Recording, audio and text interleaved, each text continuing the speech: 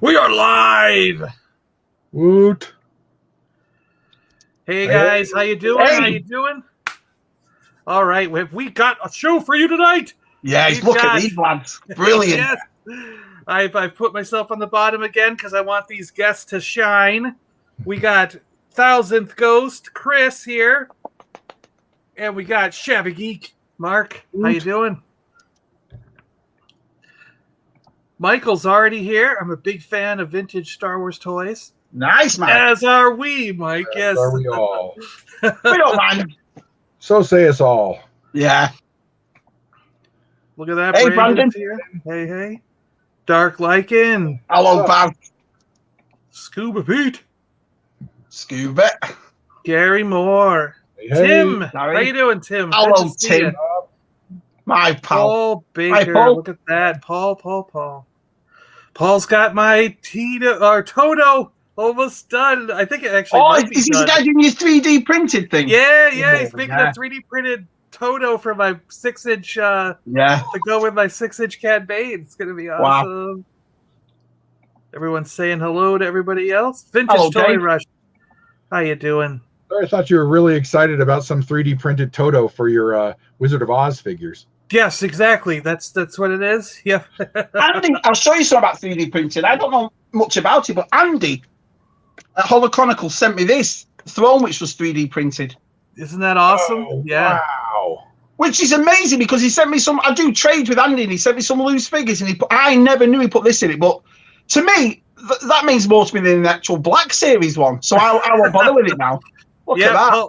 Paul made me one of those too. I've got it up there. They're cool. They're Doing, awesome. Yeah, they're great. It's amazing what they can do in it with this 3D printed like. Jeff's I here. love Look at that. throne Hey, Jeff. that somebody Hey, made Jeff. pop up the board. That Boba Fett throne. Is That sweet. Davey makes for him. How Yeah. good are they? How good are they? Oh, unbelievable. Hey, Vindiana. Vinny. How you doing? He says, "Yep, I just got some." Oh, you're gonna paint it? Oh, thank you so much. Oh, that would be awesome. Oh, I can't wait to see it, John. I was not Can't wait to expecting that, but that's cool. Gary, DCB June. Everyone's saying hello still. Gavin, hello. There you go. All the boys are here. Fantastic. Yeah. Oh, and DCB. Django Unbrained. Hello, Hi, how Jack. you doing? Hey. Look at that. Everyone's just saying hi to everybody else. Fantastic. Jack got something awesome this morning, but I'm not going to say what it is because I know I'll make a video out of it. But if you saw it, whoa, you got something very nice today.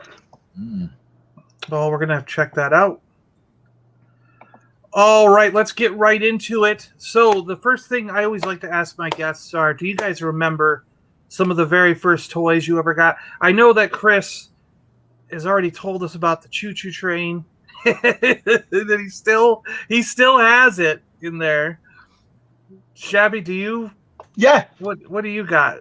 I was lucky in a sense. I've got 3 brothers. I've got a twin brother, got 2 younger brothers. So the years of us is only about 4 years. That's it. Yeah. From the youngest brothers to us.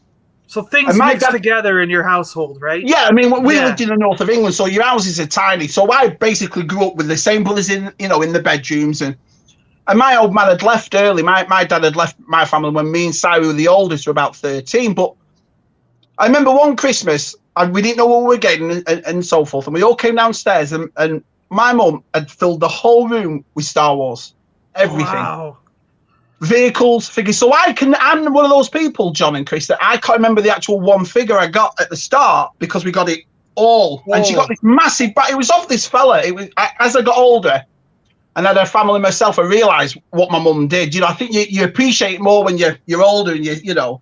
And Yeah. she found this gentleman who was giving it on. We was paying it off and doing it since I think in the summer for us to get it at Christmas. If our size in the chat, he'll back me up with this. And we came downstairs and everything was there. Your snow speeders, your Millennium Falcons, how many figures? It's a Christmas I'll never forget. And I think that's one of the reasons why I collect now is that memory. You know what I mean? Yeah. So when I look back at nostalgia and stuff about, the first figures you got and what you got, that's the first memory I go to. It's just as a 9-year-old kid coming downstairs and seeing that, Yeah. The whole Oh my lot of it all gosh. over the floor. It was so that's my memory. It was just one of the best. You know, even now at 45, I can vividly remember it. You know, films I don't really remember watching this and that, but that I'll always remember. So she didn't really wrap them up. She just wanted. yeah, I think I can't remember that. I mean, I'm a person that's not gonna say I can't remember if she did or not. I just remember it all being laid out. We had we had a standard British front room, so they're not massive. So it looked like as a kid, it just covered everything. Yeah. Do you know what I mean? Because even a few boxes, it was like wall to wall, right? You know? And it must have been, obviously, I don't know whether it must have Return of the Jedi must have been out because remember my black Return of the Jedi Luke is my favorite overall figure, and it's because of that Christmas. So there was just so much there, and it's one of my favorite memories. It really was. I think, like I said, I've said it before, especially to you, John. What would us collectors do without our mums? I mean, mums are there. Oh yeah. I mean, when we were kids, they were the ones that bought everything for us. So yeah. My mom would go on.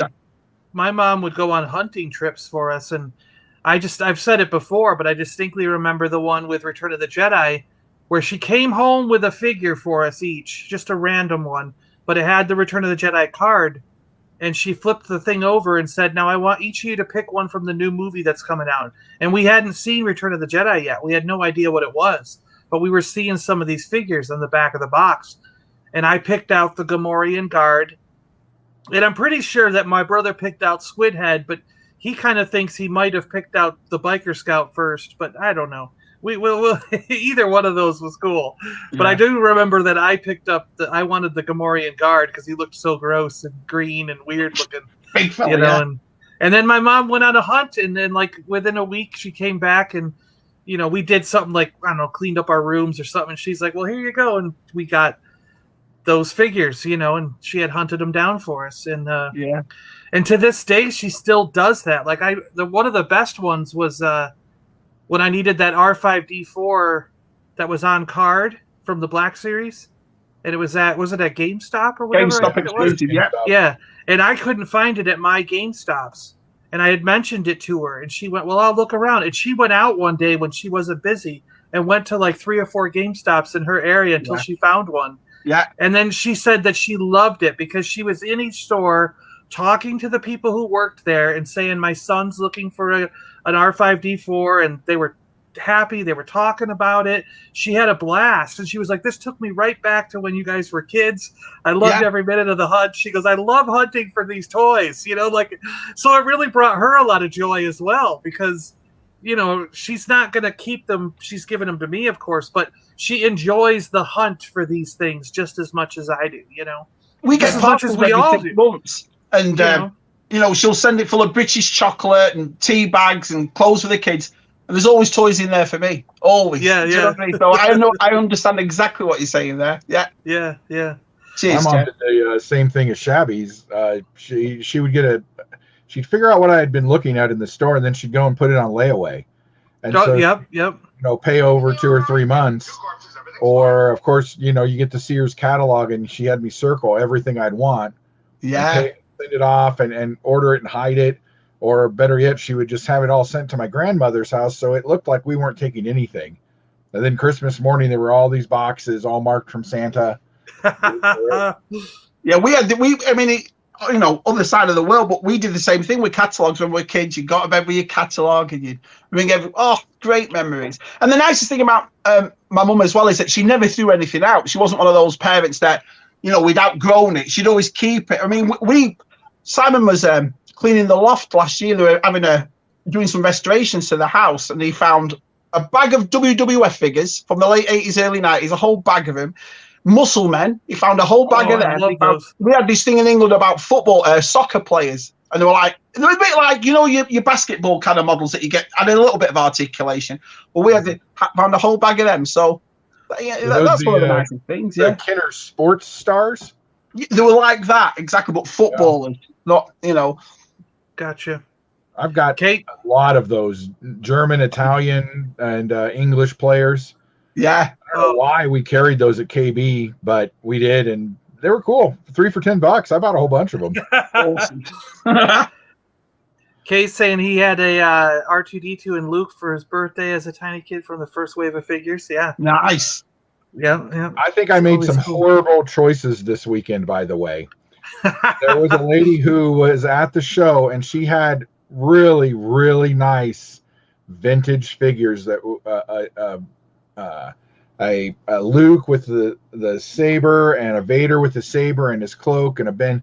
They were only like $15 or $20 a piece, but by the time I got to her, I'd run out of money. I was like, oh, I want those so. And she had a whole bunch of Jawas with cloth capes and wow, like, man, yeah, take more money. I know that feeling. Yeah, we did it at Burnley Fun Day, the last Star Wars event that we went to before we immigrated to America. I mean, it's at Burnley Football Club, and it's a really good day. It's a whole. You've seen the pictures. Do I remember with me and my family all at this like a fan fest, if you will. I first got there was a Rancor, a vintage Rancor. Then he only wanted £20 for it. That was it. Oh. So I thought, but I'd only just walked in. So I thought, well, I'll wait. I'll have a look round first, and I'll come back for it. So I did the came back, gone. But I did buy the Black Series Darth Plagueis 3/4 inch off the same guy. So that made up for it, I suppose. But I was gutted. £20, that was it for this Rancor. Oh. Dark Likens, I remember me and my brother getting the He-Man toys for Christmas in '88. Yeah. Nice. Cool. People saying hello. So Chris, so you got the train. Don't shoot me, Tunnel Rat. Monkey Lizard's here. Yeah. Those posses are getting out of control. A slight side note, wait till you see the video that goes up later today, Salacious. We found a cave in Red Dead Redemption 2 that can take you off the map. You actually go underground and go off the map, and you're outside the video game area. And it goes on and on in this cave, and there's alien artifacts and things and paintings. And we ended up figuring out that you could drag animals in there, and they would stay in there. And one thing led to another. You're loving this Red Dead, you are, aren't you? You're loving playing this Red Dead. Wait till you see this video. If you thought things were bad before, what ended up happening was terrible. The video will go up later tonight. That'd be funny if you kept going and going and you ended up in Grand Theft Auto. Right? Yeah, that would be funny. A time travel portal. Yeah, so Chris, I was gonna say, like, you got the train. You got the train handy? Is it right there? It's behind me right here. Yeah. I'm amazed at this, that he still has this from his childhood, and he has the box and everything. And then it blows my mind, because that kind of stuff we just would have got rid of, you know? And my grandma kept the box. Wow. And so years later, when I went to collect the train, she was like, oh, do you want the box for that? It's like, yes, please. That's awesome. Look at that. And the little discs go in the top, and they play a sound, like a music thing, right? Is it music? Is that what it does? Yeah, it's music. It's like a music They got box. little tin, like the little pegs on it, so when it passes through, it hits those little tin fingers, like it goes ting, ting, ting, ting, ting, ting, ting. Do you know what I mean? I bet new batteries for it, but I keep forgetting to see what it needs. That's amazing. So did you pick that up? Is that yours from childhood, Chris? Yeah. This is my actual one from when I was a kid. See, I do that one. It's like I found this. The Annie Dialer song. Have you ever seen one of them? Oh my gosh. Right, Wow. I'm the same way. It's like the Teddy Ruxpins, or I'll just love anything toy-wise that was novelty. But I mean, obviously I never had this, but it works perfect. And the guy only weighed $5 for it. That's it. But he said, I checked them up. There was a few of them that were made. And obviously, I'm not going to do it now. It'll play for hours. But you play it, and it plays Tomorrow from Annie. Wow. Yeah. I've got something like that you turn it and it plays a song from Sesame Street, but it's broken. And now, so I cranked it, and so randomly in the middle of the night, it'll start playing These Are the People in Your Neighborhood, which is really creepy in the night. Yeah, you wake up in the middle of the night, you're like, what's going on? But I got Mom's some of all my great. childhood this weekend. Oh, look at So this. this lady had a whole bunch of FisherPrice stuff.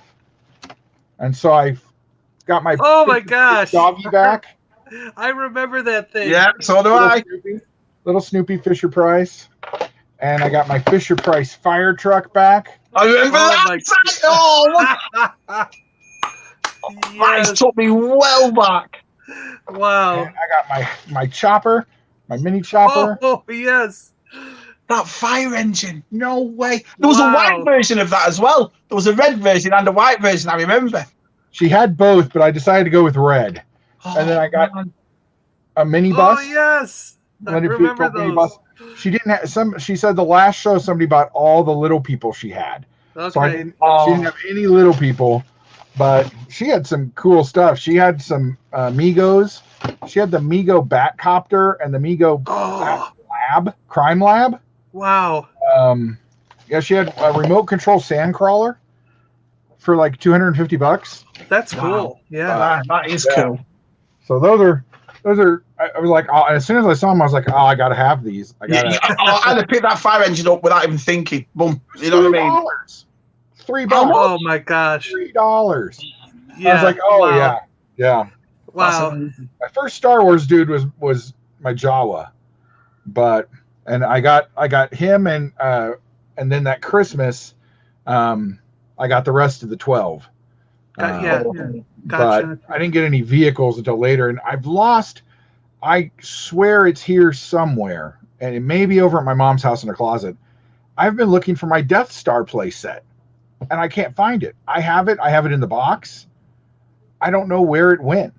I went over and I found my Ewok village, but I can't find my Death Star play set, and that's driving me crazy that I lost that at some point and I don't remember it. See, mine's a flip side to your story because I had loads of tubs that have been sent over to me from England full of vintage stuff.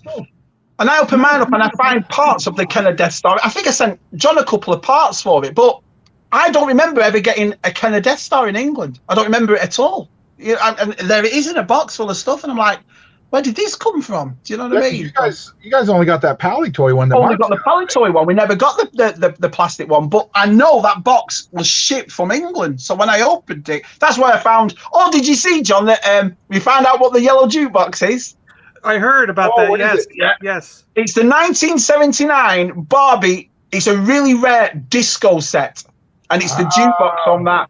I was on Dark Lycans, and there was a gentleman there called David Wills Toys. What a collection. I mean, the collection, this gentleman, it's like a bit like your two. He didn't focus on one thing. He has a collection. Mm-hmm. Straight away in the morning, sends me a picture of it. And I thought, I don't believe we've been spending a whole year trying to find out what that jukebox was.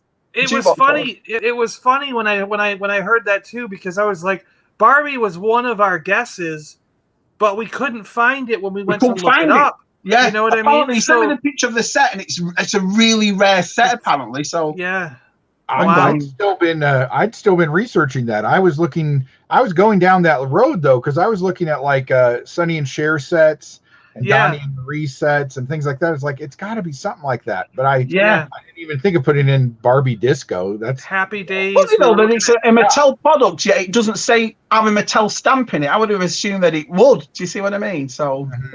Anyway. Yeah, we would have thought so. Rick Taylor's here. Hey, Rick. His mom hid Yoda in a local toy shop in '83 so that she could come back and find it later as a surprise.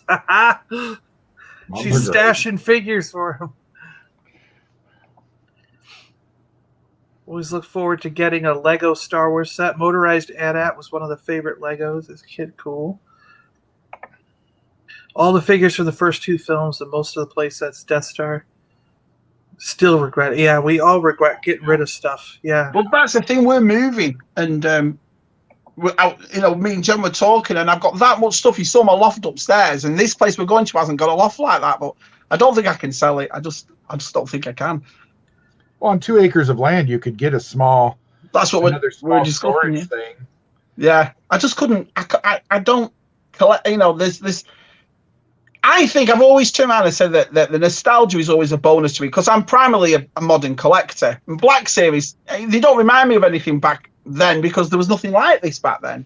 But when the He-Man comes and when I do find vintage, that's what brings me back. And I couldn't get rid of any of it. No chance. So, yeah. Tim had a record player that played some of those discs like that. I remember the record player. Yeah. Yeah. Monkey Jeebus. Today's been a fun day. I found Keldor and Cronus at Target. Wow. Nice. Wow. Now a Shab, thanks, mate. That's a nice thing to say. I had a friend who picked me up, supposedly picked me up the set. The new vintage figures are out at Target. Wow. Yeah, I heard about that. They're out, and he picked up a set for me this morning. He said when he was out, I was like, they just showed those last week.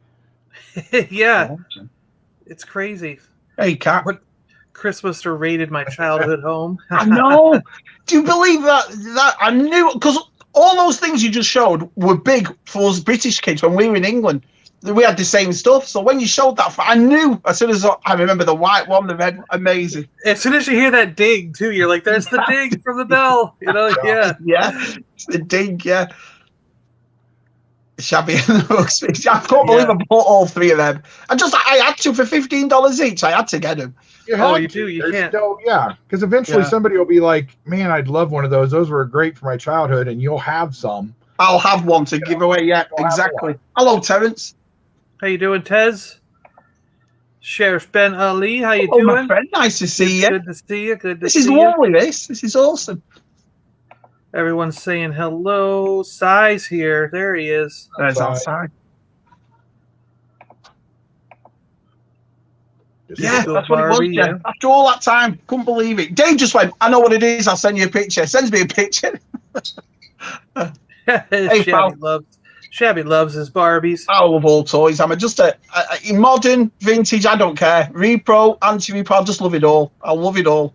Honestly, I almost bought some Barbies Saturday. I didn't know that they made some Halloween Barbies. Not Halloween the movie, but Halloween the holiday. Right. She had like 15 different ones, and they did her nephews and nieces all in these cool outfits, and then they had some Fred and Barney, and they were really neat. They were like $10 a piece. But again, by the time I got to her, I was out of money. Yeah. My mum's a seamstress, and she makes Barbie dresses and stuff and sells them on Etsy and Instagram. She does really, really well with it. Like big old cool. 50s dresses for your Barbies. They're awesome. That's cool. Hey, Sleeping, how you doing? What's up, Sleep? Oh, man. I know. Langton Lewis, how you doing? Hi, pal. Got Southern Comic Geek here. How you doing? Good to see you.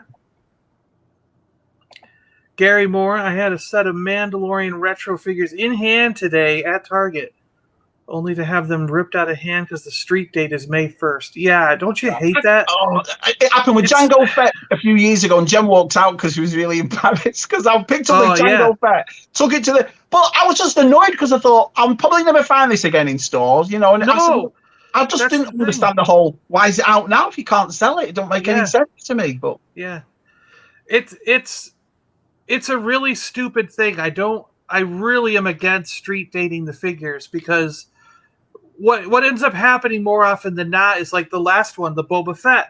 I was in the store. The guy had him on his cart. He was ready to shelve them. I asked him, I said, "Can I just open this box and take one of these Boba Fetts because I'm on my way out?" He's like, "Yeah, sure thing." You know, and I opened the box, take one out, go up to the register. They're street dated April 1st. So she's like, "We got to bring them back to Joe." We go back to him. We're like, "Hey, this is street dated." We put it back in the box. He's like, "All right, I'll put the box in the back room." He's like, "John, come in on April 1st, right when we open. I'll get you the figure." So I go back there on April 1st. He goes in the back room, right at open. Joe goes in the back room, and he comes back out like 15 minutes later, and he's like, "They're all gone." He goes, they're not showing where they're supposed to be in the back room. They're not where I put them. Mm-hmm. Some employee must have bought them when they left at 7 a.m. this morning from their night shift. So basically, they worked all night. They left at 7 a.m. They bought the whole case of 8 Boba Fett figures, and there was none left to put on the floor at 8 a.m. So, and because of the street date, I missed out. I would have had it a couple days earlier. Exactly. You know? I've never understood this street date. Never understood it. It's just so stupid. And it's so dumb because what ends up happening like in these things is a lot of the employees end up buying them all before they leave for the day, you know? They'll say, "Oh, no, they don't do that." Well, now we have video proof of it. Don't we? Oh, yeah. I have photographs of them doing it. You know? Well, the thing that's why we get so mad, lads, is because we know if we see it in that store, we're never going to see it again. You know what I mean? Yeah, they can say things like, oh, we'll put it away. They're not going to. And what makes you mad is we've spent so many months now. I mean, it's like the videos we make when we all go out shopping. The viewers are looking more about what you are going to find than what you're not going to find. Do you know what I mean? Because it's so scarce. So I understand. Yeah, it's very frustrating. Yeah, and May 1st is a Saturday, I think, this year. So I have to work anyway. So I wouldn't be able to get those anyway. So I had already pre-ordered them from Big Bad Toys, and I've got a couple pre-orders in at GameStop because I know I can't hunt those. Those are going to be gone. Yet Darth Mark can walk down to Smith's, and all those are on the peg hooks right now. All of them right now. Yeah, he's already got a set too. Yeah, but it's like the shop. Andy went into Holo Chronicles in Seattle. Star Wars to the eye can see. All those Ahsokas, all those Mandalorian loyalists. Yeah, the guy was selling them at $50, which is a bit, but they were there. Yeah, you go into a main store, you look if you find anything. You know, it's crazy. I like Scuba's point here. Could you imagine if you went into the store and they were like, "Oh, sorry, that milk is street dated for tomorrow. You can't buy this jug of milk right now." You know, it's the same thing. You know, My Little Ponies. Do you have any? I've got My Little Ponies in this house. Our girls love them. They are. He's already got one right there in his hand. Brilliant. Is that the Ghostbuster one? It is the Ghostbuster one to go with my Optimus Prime one. Nice. Did any of you order the Ecto one from Walmart, the retro one? I did. I ordered it. I ordered it. Yeah. Can't wait for that to get here. Yep, it'll go right up. It'll probably replace the Target one that I've got up on the wall. Well, John got me all of them for my birthday, and I absolutely love him. So when I saw that Ecto one, I thought, but did anyone buy the gun, you know, the popper gun? I mean, I did not, but I know a few people I'm tempted to get that. It looks pretty cool. In the packaging, it looks pretty cool. So yeah. And I got a friend that bought the reader, the EK, is it with the things that go up? Yeah. And then he got the trap. There's a trap that opens up too. Oh yeah, there is the trap. It's only $20 the trap, isn't it? That's it. Mm-hmm. But I've heard it's very not very good. No. Dave Dimension has bought it and has fixed it, and now it looks really cool. Good stuff.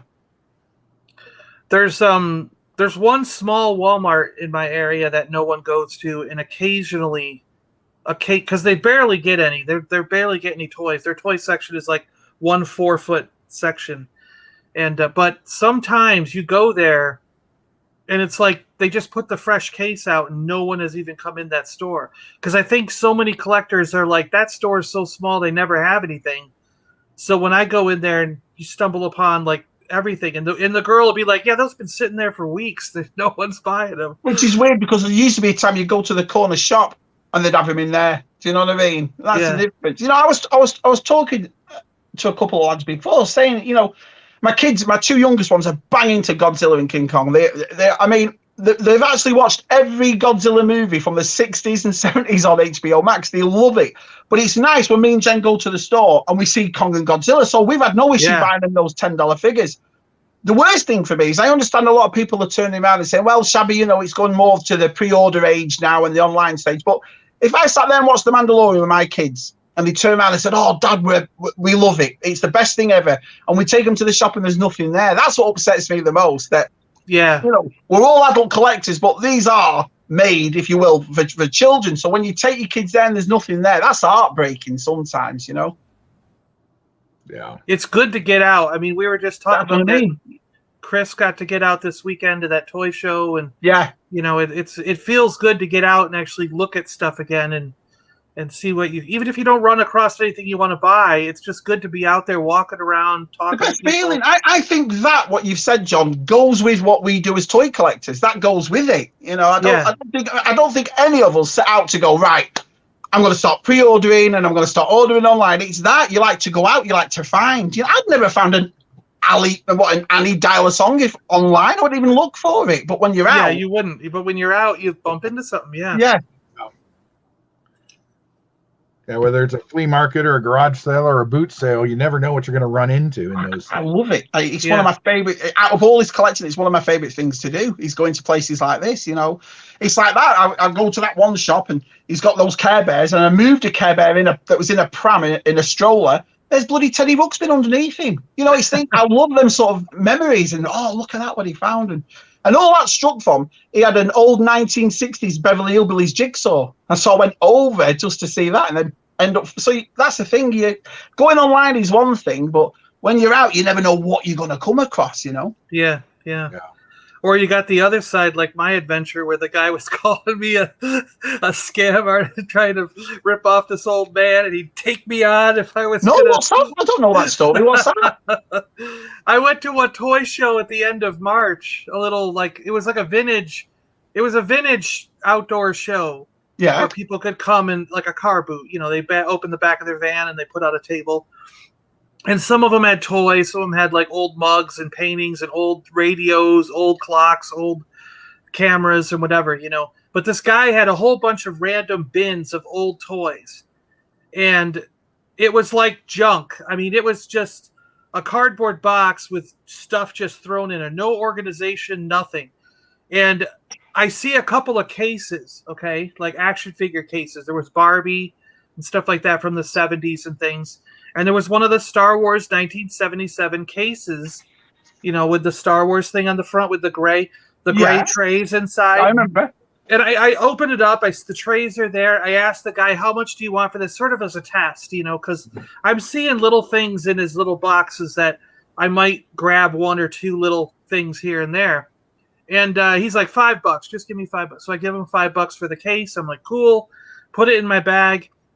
And I'm like, all right, good. This guy's dealing cheap stuff. He wants to just make it move. He doesn't care about the price, you know? And so I pick out like a Spider-Man car.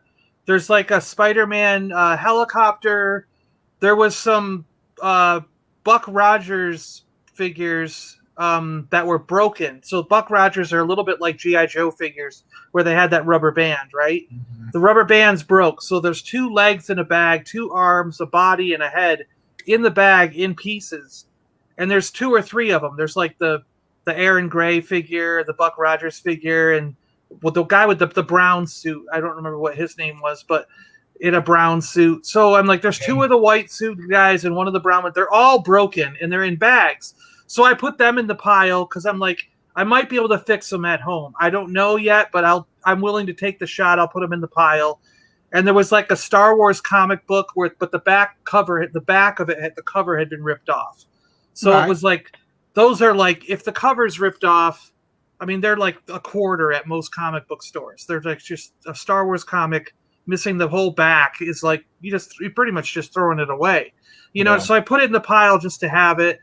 And I grabbed a few other things, you know, there might've been 10, 15 items in the pile or whatever. I don't know, 20, I don't know. But, and I asked the guy, how much for this pile? And he starts looking at it and going through it. And then he goes, oh, there was like an Atari game, Stampede, in the box. Right. Know? So, yeah, a couple things that were neat. And he goes, $150. And I'm like, are you kidding me? Like, what? And the guy behind me is like, he scoffs. He's like, what? You know, for that pile of junk? You know what I mean? And he goes, and the guy goes, I go, no, more like $15. I'm like, this isn't worth $150. He goes, listen, son, I've been dealing toys for 60 years. I know what I'm doing. You're trying to rip me, you bastard, you mother effer, son of a, shithead, you know, like trying to rip me off. And he just went nuts. And the guy behind me's like, whoa, dude, calm down. Like, he's just, you did nothing to deserve that kind of talk. Like, what, you know, and like, the guy's just he picks up a cane or some kind of wooden stick thing, and he's like going like this. And the guy behind me's like, just walk away, dude, walk away. And so we put the stuff down, and we're like, and it's like, you're just like, what the hell? Look at in your face. It was literally like, I went and I looked up some of the stuff online, and those like the Spider-Man stuff's like $1. You could buy it for $1 on eBay. Like, the comic was ripped. Those broken figures. I mean, how does he get $150 out of that? You know what I mean? Like, and I'm sitting there thinking to myself, I go, if you're so knowledgeable about toys and everything, then why did you sell me the Star Wars case for only $5? Yeah. When it sells for $35, $40, $50 at every shop all day long. You know what I mean? Like, clearly you don't know what you're talking about, you know? Like, unbelievable. But Wow, it's I just never like, knew that happened to you. Wow. what the hell? Yeah, it's in my video. I was like, Off-World Adams here. Hey, how are you, pal? David's here. Look at that. Of course. Hey, Dave. How are you, pal? John always gets attacked at car boot sales. Good morning to you three fine gentlemen. Hello, Jesse. Monkey Jeebus. 20 copies of the first issue Star Wars magazine. Yeah. Yeah, I mean, if I see them, I just pick them up. I mean, I just like them, but, you know, even if it is missing the back cover, that's cool. But it's nice. I found the Paplu 1983 Paplu cuddly doll, and it was in a thing, and I just said to the guy, "What you want for this?" You got a $5. So that, yeah. I don't know why the guy like suddenly thought I was trying to rip him off or do something. What if someone went up to him after you'd bought that Star Wars thing and said, "You could have bought that for $50, $60"? But it was immediately. It was like that was on the side of his table, and I immediately went to the front and started making a pile. So there wasn't really enough time for someone to say something. I don't know. Crazy. My neighbor's mom gave me his entire collection. Oh wow. Well, see, that's nice though. Not that. Too bad. I'm sorry that he passed, but it's really cool that you got the set. You know. My dad went to a little fair and sent me something, a little box for my birthday. It's like, I thought you might like these, so he sent me Starlog issue 1. Oh yes. And it's called Super Screen Star. I have that. Look at that. I have that one. Yes, I love that. It's just a whole bunch of different pictures and little mini posters. Oh. It's a picture of my mom and dad. I didn't even look through it to see that. That's awesome. You see, that's awesome. That's fantastic. Thanksgiving 66. I'll have to show mom that. And then Marvel Special issue. The big one. The big ones. Yeah. That's cool. Wow. Nice. I don't think I have the blue one. He's like, oh, somebody had these for like $5 each. You know, and he's like, I know you collect this stuff, and I almost didn't buy these, but I thought you might want them. Oh wow! Look at that. Full card backs. Wow. Yeah. Card backs, but he knows I love these coins. Yeah. So he's like, oh no, you got these for like $10 each. I was like, wow, those coins that's are really worth it. Yeah. But yeah, I was like, oh, that was a great birthday present. That's a great birthday present. Yeah. Flea market title fights. But that's the thing. It's stories like that which online sales are never going to give you. Do you know what I mean? Yeah. I used to love those Starlog and Fangoria magazines, man. Oh my gosh, yeah. I had them forever, and then I stopped buying them, and I don't even think Starlog exists anymore. No, I don't think any of them exist. I mean, it's like a dead era. I mean, even like the Wizard magazine and all those things are gone. Yeah. Yep. Tomarts, all that stuff. Yeah. Yeah. That's what was nice about this show I went to in Kansas. Everything had a price. And you could still haggle if you wanted to, but the price was clear on there. Yeah. Yeah. Like my Oreo cookies. See, I'm wondering what I do if, like, because they do this show like every other month. And I'm like, if I go back and that guy's still there, like, do I just like casually walk by? Like, I don't. Why don't I just give him a kiss? Give him a kiss and a cuddle. Big old hug. How you doing, buddy?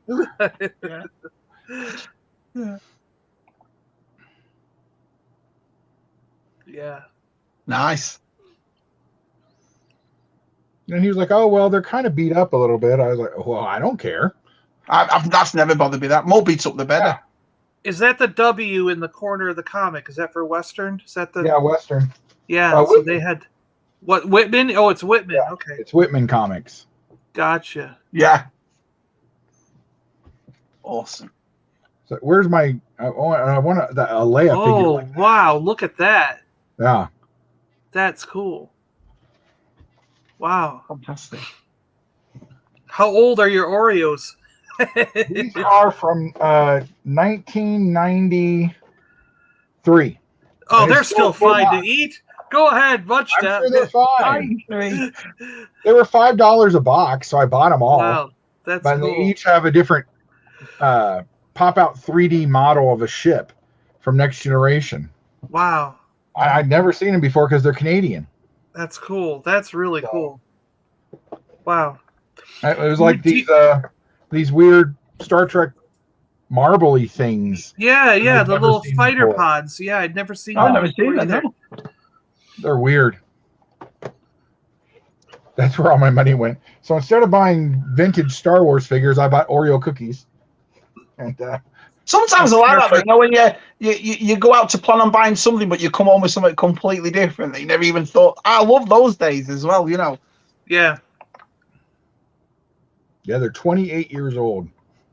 Older than Brandon. Let's put it that way. That's funny. Now I wish I had me some Oreos. Oreos and a good glass of milk. Yeah. Yeah. I am curious to see it if they had been almost opened. I might have popped them open to see if they were in little Stay Fresh things, because they've got like the Enterprise and are molded onto the cookies. Oh wow. Yeah. Huh. Wish they do Star Wars ones like that. That'd be cool. Do you remember the I was going to say it, Lo. Shut up, Brandon. Do you remember when Star Wars had those Pepsi cans? I think it was episode 1, wasn't it? Mhm. Episode I 1. remember. Yeah. It was like a goldish color.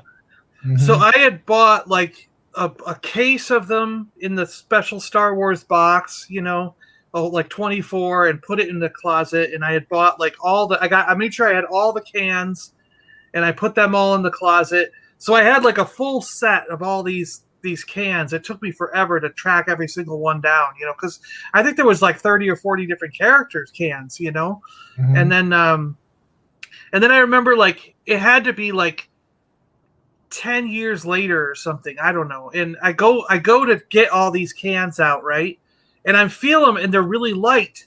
There's like some of them are like there's barely any liquid in them, and then I noticed on the floor of the closet where they were sitting, like it was all like decrepit and like somehow the soda and everything had leaked out of the ones that were on the floor, touching the floor. But the ones that were in the 24 pack, the bottom cans were empty, but the top cans were still full of soda. So it had something to do with the bottom layer touching the floor, like sucked all the liquid out. It was the strangest thing. Yeah. But they were all sticky and gross too. They were like, and some of the artwork had like streamed and like been deteriorated. So the cans were like, they didn't look the same as when they were brand new. Right. So we ended up having to throw them all out. It was just terrible. Yeah, but I don't know. You just sold them to your mate for $160. There you go. Yeah.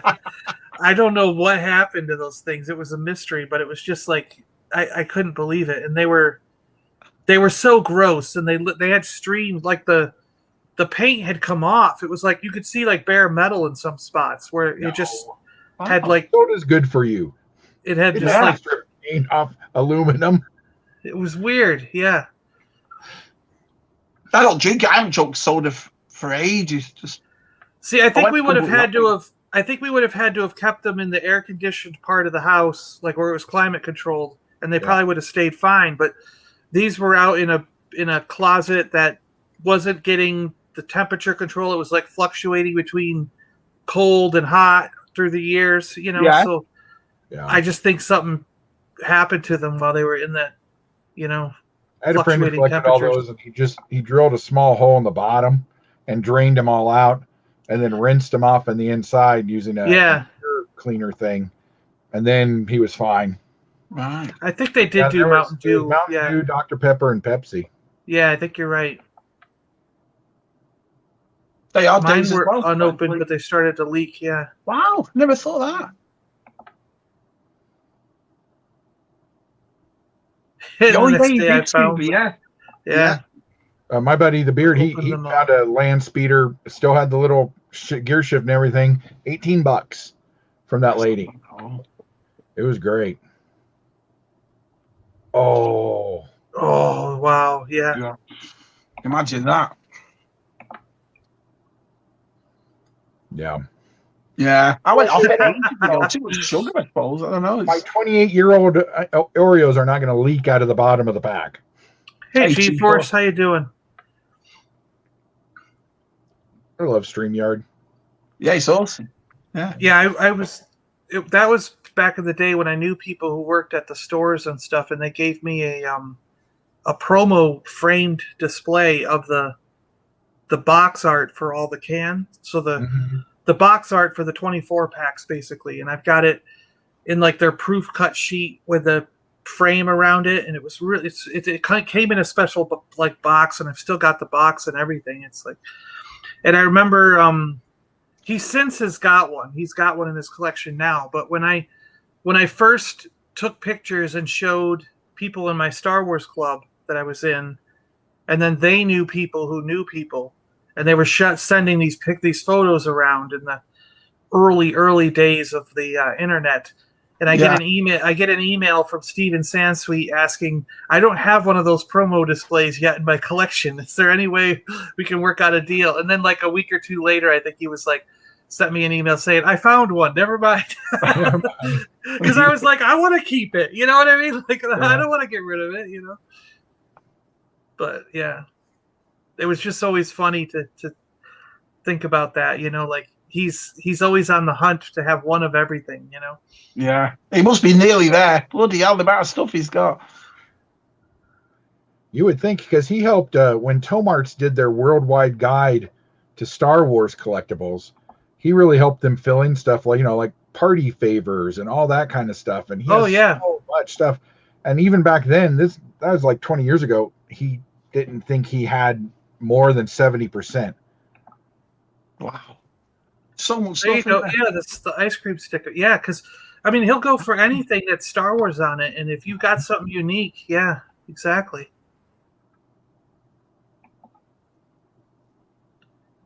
And there's a lot of places like that. Like I always had these unopened. Hey, there's Tina. Hey, Tina, how you doing? Hey, Tina.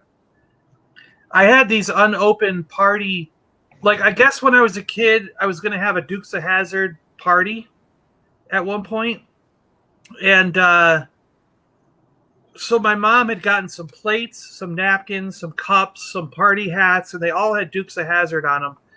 And either she bought too many and we had the party and we kept the extra stuff still sealed in the packaging, or we never had the theme of the party might have changed and we didn't use them. I don't remember what scenario it was, but somehow we ended up with like two batches of the napkins still in the original packaging, some of the plates, some cups, and some party hat things, and they all had Dukes of Hazzard on them. And I was going to put them up on eBay, and I put the pictures up. And I think at that time I was probably on Facebook or something, and I sent the pictures out saying, I'm going to check this stuff out. I'm going to get rid of it, you know. And the Dukes of Hazzard museum, where they have like all this stuff, actually wrote me and said, can we work out a deal to get these, because we don't have them in the museum yet. And of course, I was like, of course you can, you know what I mean? Like, this is awesome. I would have said, as long as I can borrow the car for the day. I want to borrow the Duke car, yeah. Yeah. But, and then when I moved from Seattle to Florida, on the way down, we stopped at the Dukes of Hazzard Museum, and I went through it, and sure enough, there they were, and it has a little tag next to them saying, from the collection of John Adams. Oh, Nice. it's the Dukes of Hazzard cool. Museum. Yeah. Yeah. And they got two of the cars, and they got all and Junkman went there and made a whole video of it. Oh. And the funny thing is in the video you can see the napkins and the cups and stuff that I donated. So it's like, is it in Florida? Where is it? No. It's up. Gosh, I don't know. It might be Tennessee. Yeah, it might be next door. Yeah, it's not. It's you're closer than all of us. Yeah. Oh yeah, I would love to go there. Look it up, because I can't really remember. Just so long ago when I drove through, because we didn't plan on it. We were driving through, and I went, Dukes of Hazzard Museum. I run the radio because I'm in the truck driving, and I get on. We had these like Tennessee is within walking distance of the Tennessee. Grand Ole Opry Hotel. There you go, yeah. Absolute must see for anyone who is It's addicted. across the street from the Grand Ole Opry. There you go. But we were driving through, and I saw it, and we had those radios, little walkie-talkie radios that we could call between the cars, and I was like, we got to go to the museum. They're like, okay. Brilliant. You know? That is brilliant. That is, I never knew that. That's awesome. So look at this. Tina has joined Yay. and become a member. Congratulations. Thank you, Tina. That's awesome. Thank you. Everyone's saying hi. Bars, dandelion, burdock for me. Yeah, that's a drink in England, dandelion and burdock. It's like a fizzy drink. It's nice. Everything Star Wars I could find. Yeah. Oh, there was a period around episode 1 where everyone in our Star Wars collecting group was like that, because we went, like, think about it. I mean, everything basically stopped in like 85, 86. And then we didn't have anything until the Timothy Zahn books came out. And then some of those toys were coming out in 94, 95. So we almost went 10 years with nothing. And then episode 1 hit, and stuff was just going everywhere. And I can remember in the toy group that we were in, people would be like, oh my gosh, there's Jar Jar Binks and like Anakin Skywalker toothbrushes at the studio. We would all run to the stores and get toothbrushes, and we'd get like, it was like we were getting anything that had Star Wars on it. We were like, grab them because it's going to disappear, because we thought that this dry spell was going to happen again after the movie was done, Yeah. So we were all just like, toilet paper with Star Wars on it, get it,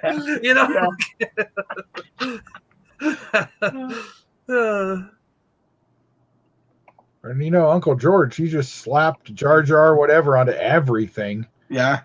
And it was big. Yeah, the merchandise fit was massive. There you go, John Schneider. Yep. I actually wonder sometimes, speaking of this thing, when you're young, like, I started thinking about, like, older in life, I'm looking back and I'm going, man, a lot of the girls that I was attracted to, I can see the correlation between Erin Gray from Battlestar or from Buck Rogers, and Princess Leia in Star Wars. You know what I mean? Like the long the long hair and the body shape. And I'm going, was my view on what I find attractive like totally influenced by the shows I watched and the things that I saw in movies and television? You know what I mean? Like, and then I wonder sometimes, like, when you see people who are married or they're together and stuff for a long time, it's like, were they attracted to them because of stuff they saw on television and they're unaware of it? You're unaware of it. You know what I mean? Like, because I wasn't aware of this until just a few years ago when I started going, wait a minute, like, you know what I mean? I think the thing for me, not necessarily attraction, it's the fact that, we get thrown down our throats so much about female empowerment, but we all grew up with female empowerment. Every girl you can think of on a TV show or either in a film, and we just got on with it. We're like, they're cool, and I think sometimes you'll meet people in your life that remind you of that. Do you see what I mean? Like Ripley was same as mine. I mean, I've been married 18 years, but Jen doesn't really remind me of anyone I had a crush on as a kid. But what she does remind me of is her whole attitude, the way she can look after herself, the way she's independent. Yeah. Do you see what I mean? I think a lot of women in the late 30s onwards have that in them because of who we grew up with. So I think that's one of the reasons why the female empowerment for me thing now is it's not a novelty, but I think you're preaching to the wrong choir. Us boys, we know that, So we grew up with, Linda Carter as Wonder Woman. We grew up with the Bionic Woman. We grew up with Erin Carter or Erin Gray. I mean, we grew up with strong women. Sarah Connor, Ripley, Red Sonja. You could go on and on and on, couldn't you? Carrie Fisher, we grew up with them. And, even, something as obscure as Scarecrow and Mrs. King. Exactly. She was a strong female character. Cagney and Lacey. Did you get stronger than those two? Do you see what this is what I mean? I mean, I've always had an open mind. I've never been bigotry at all. Like, no, this isn't right. That's not right. It's just, it always puts a smile on my face when they talk to me about young women should be like this, young women should be like that. Well, they must be, because look who brought them up. Do you know what I mean? All their mums are the same age as us, and you couldn't get tougher than those women. So yeah. She's Tina's about 6 hours from she's we'll meet up, G-Force. We'll go and get John. Well, yeah, let's go there. Yeah. There you I go. just did that Saturday. Let's go. Yeah. Yep. Yeah. I just found some of my KB. I was working at KB during the launch of episode 1. And I found in one of my boxes some of our old name tags and some stuff we were giving away that night at the midnight launch. Wow. So you didn't give them away. You kept them all. And we had, we had hundreds of these. I know, yeah. And so what I gathered is really KB was just a mall toy store. Is that right? Right. Yeah. Okay. Sorry to cut you off. I just wanted to get it clear. We stayed open. The comic book store at the end stayed open.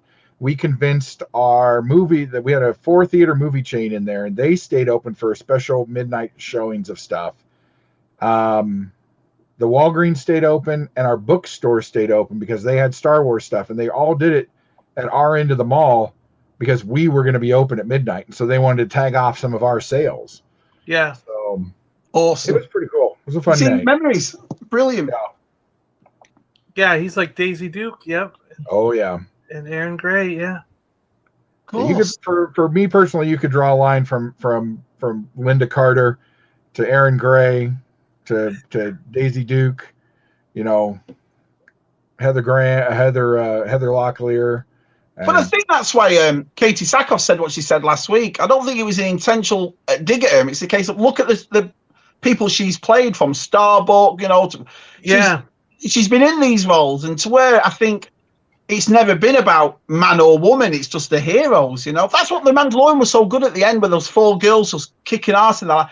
And all they had, if they said one sentence or one thing against men, it'd have ruined it. But they didn't. They just got on with it, and we all loved it. And it wasn't until after you'd watched it you thought, oh yeah, that was 4 girls that did that. That's the thing. We're not bothered about if it's man or woman, just as long as the hero's cool. Yeah. Well, Cy, I'm always going to say you need to drive down to Florida and come to Disney World. That's what I'm going to say. Yeah, definitely. And then I'll drive up and meet you guys there. We'll go to the cantina, all right? Yeah. That'd be awesome.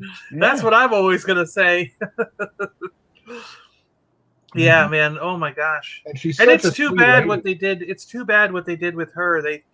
By the second season, they had totally rearranged the show and sidelined her in a little wet bit and got rid of the actor for bitty buck. Well, in a weird way, they sidelined everybody in series. I know, it was a strange second season. That was just terrible.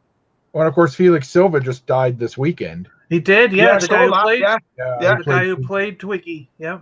And Helen McAvoy died. That was awful. I never saw that coming at all. So yeah. Diana in V. There's another one. There's so many. Diana in V. You could go on and on. She's like, I married a blonde, tall guy with a cool car. Because he was a bad boy with a cool car. Plain and simple. Yeah. Painting Shabby's new house. Yeah. Murals on the wall. Yeah. Yeah. Linda Carter was a lot of people's hero. She still is to this day. Yeah. It was Jen told me this story that when she was adopted, Jen, and when she came to America, she couldn't speak barely any English. It was all Korean, but one of her first words she said was Under Uben, which was Wonder Woman. So Jen's a massive fan of Wonder Woman, yeah. It was a real shame in that Wonder Woman 84 movie. When she came on at the very end, I mean, I was like, oh my God, it's fucking Linda Carter. And how good she looked. She looked awesome. Just waste her completely. Yeah. Oh. Yeah. Yes. Shh, can't say that word now.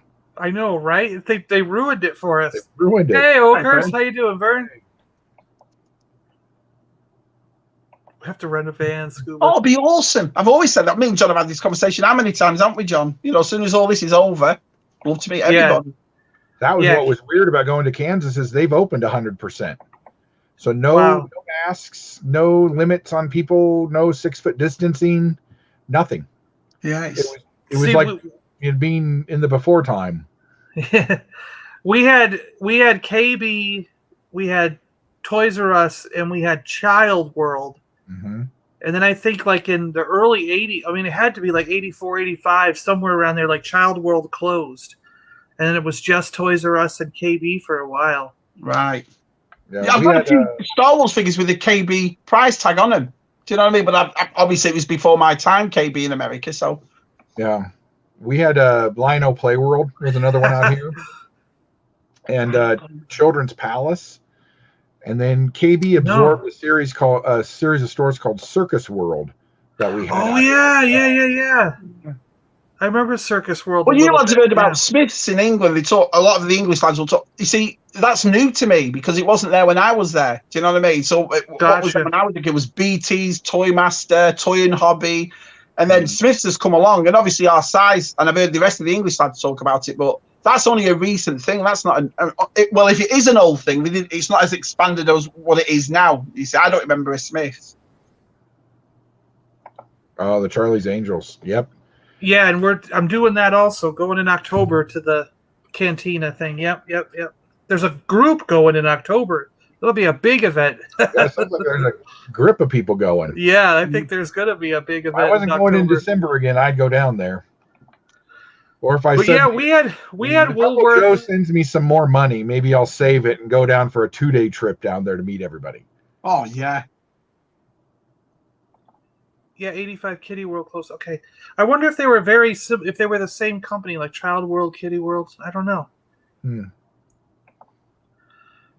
were gaffers for like 30 years. We had the best. Nice. Huh. Well, and then you had regional stuff like we had Skaggs and Gibsons out here, and Alco. We had like an Alden's or something like that. Yeah.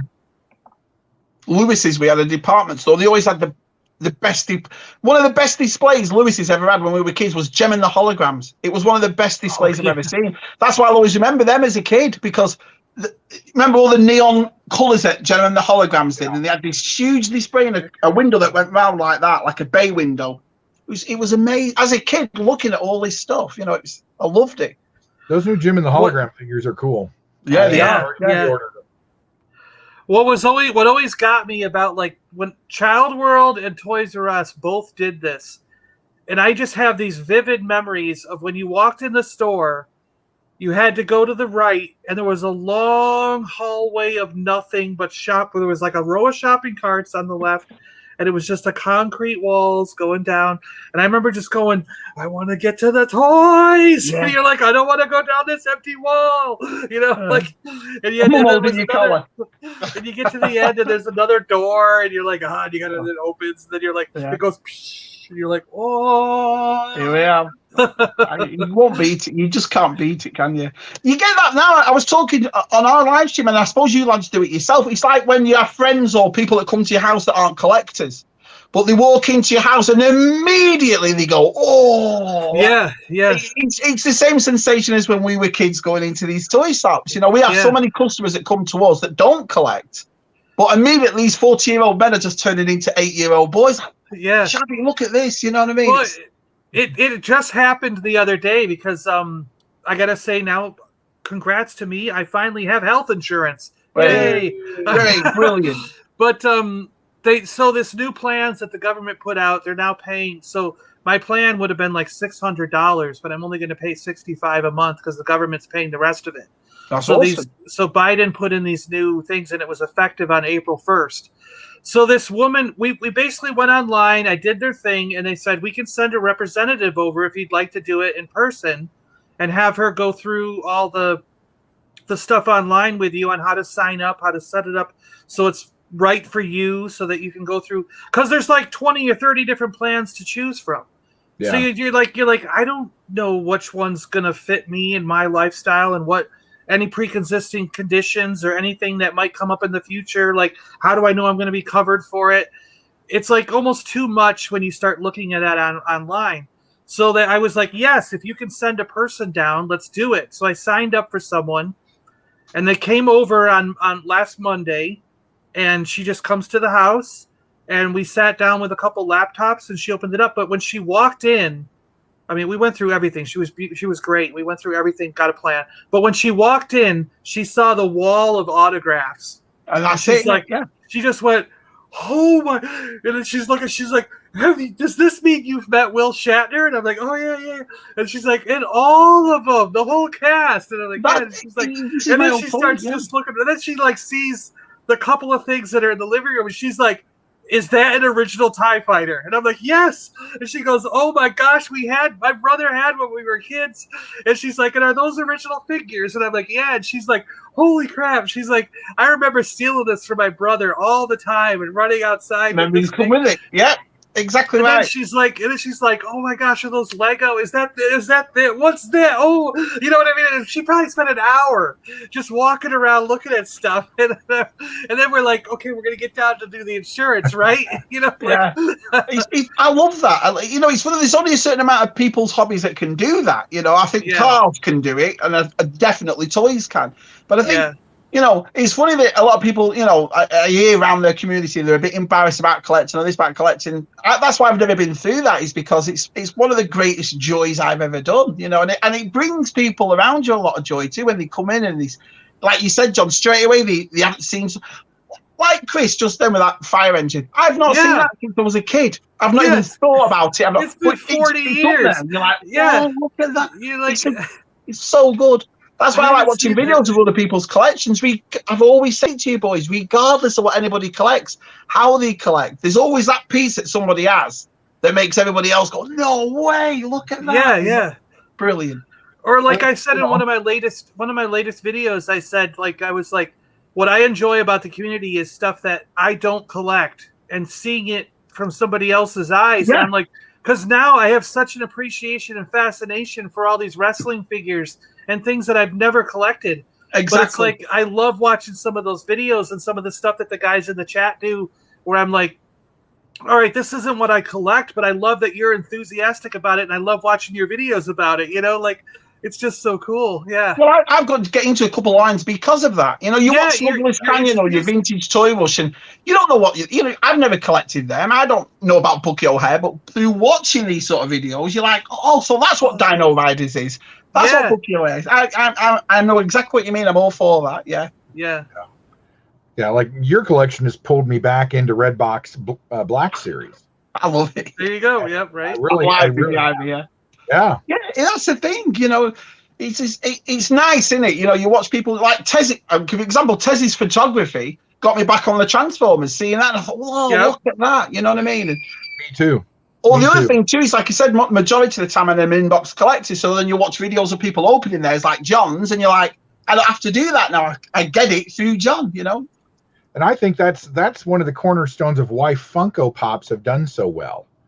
Yeah, because there's they a lot make of something of everything. I mean, who would ever think that I would own Sanford and Son action figures? No, it makes sense what you're saying. Nope. So, you know, there are people who collect all that, and it's a gateway drug. Funko is a gateway drug to a lot of stuff. But, you know, and they make so much stuff, and their theory is everybody collects something.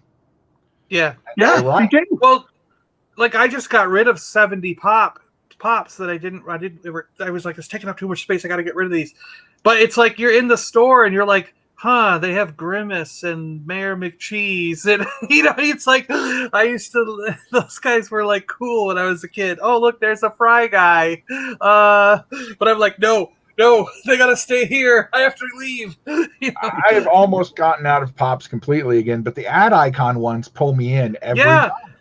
I kept the Twinkie one because I was like, and then you want Dig'em and you want, Pops is one of those rare things that we've discussed before that you can find everywhere, from your corner shops to your big main stores. There's always a pop in there, you know. So, wow, over a country mile long. Yeah, I know that. I know about that. Wow. I used to live in Virginia. I used to live in Chesterfield County, so I know all about that. They started making stupid gummy bear ones. So I had to buy all these. Bouncing here and there and everywhere. You know, they just made the main cast, but that's 5 more Pops I had to have. Thanks, Si. What a nice thing to say. But you're right. It's like walking back into a shop when you see, look at Chris's collection behind him. You know, he's like, you watch him, but then you're like that behind him, constantly thinking, what's he got there? What's there? You know, it's brilliant. I love it. Or I wandered, you never know, like you're saying, you never know what you're going to find. I wandered in and found 8-track tapes. Oh my gosh, that's cool. Sealed. John Oh, Denver. I would have grabbed that. Yeah, absolutely. Yeah. I Sound would've of grabbed Music. Sesame Street Fever. With Gonzo. That's awesome. I had to have them. Yeah. I have no need for these. I don't have an working 8-track player. You just have to have him. Yeah, I know that. Hey, Yeah. John's you know? here. Hey, Yeah. John.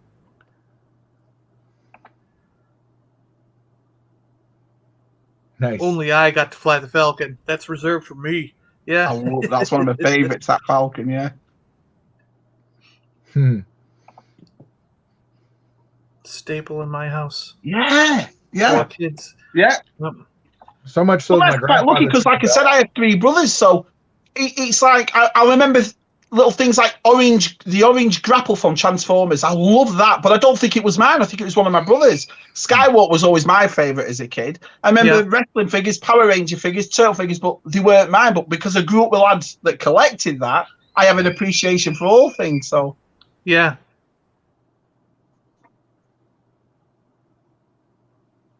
Yeah. I was around. Right. Oh yeah. We existed. We existed. We just didn't know each other. Yeah. The YouTube was not here for us to connect. Yeah. Exactly. yeah, I mean, YouTube and Twitter's been fantastic for that, though, Chris. I mean, I've always said, you know, coming onto YouTube and making videos and so forth is one thing. My favorite thing is meeting everybody, seeing everybody's collections, getting to know people behind the scenes, and I absolutely love it.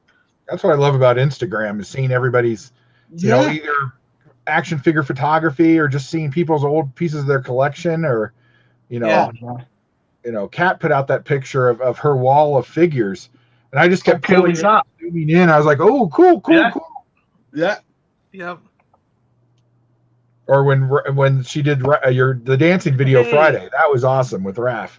Well, I was about to say, talking about the toy photography, look at their boys' toy photography. I mean, some of that Luke and Stormtrooper, I'd have it on my wall. It's that good, you know? Oh, yeah, absolutely. Nice. Popped, yeah. He didn't mean pooped. I like Virginia. He didn't mean pooped. Me and Jane got married in Virginia, so. Yes, it can be, because then, you know, eBay is just right here, and, you know, it does. A lot of my friends started collecting again because they got into Funko, and then they started, like, it kicked them back. I got pulled back in because of the Goonies. They started doing Goonies pops, and then they did Battlestar Galactica, and they did A-Team, and they did Voltron, and they did a whole bunch of 80s stuff, and that pulled me into pops. And then I was like, hell, I have the real figures of this stuff. I can finish these collections.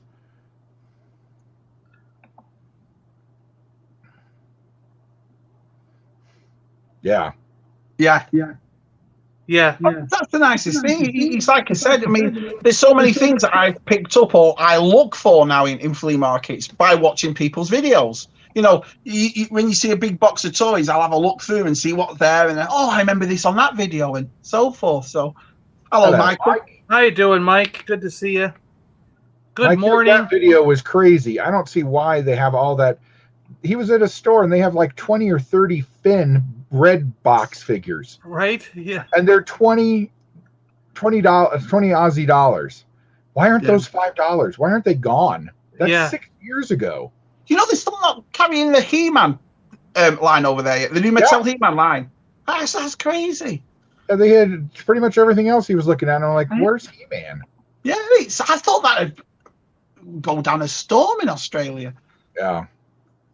Yeah, we'd love to see him. Put your pictures up, Tina. Yes, of course we would. Yeah. I'm trying to put a picture of it, so just because as I find stuff.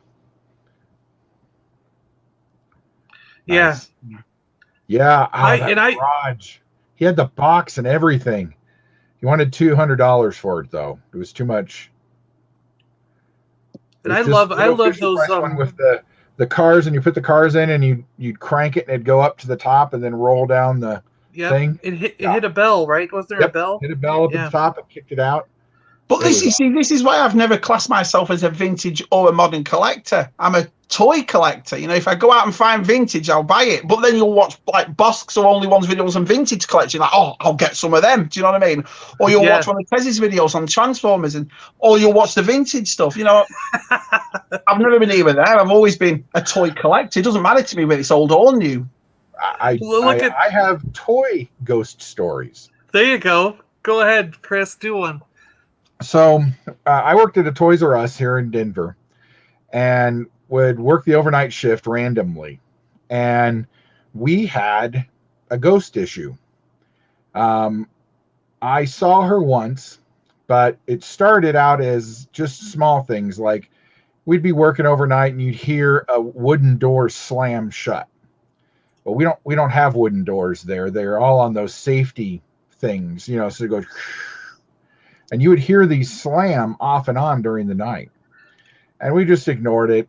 You know, there'd be 3 of us and we'd all be together to start with, working a truck out.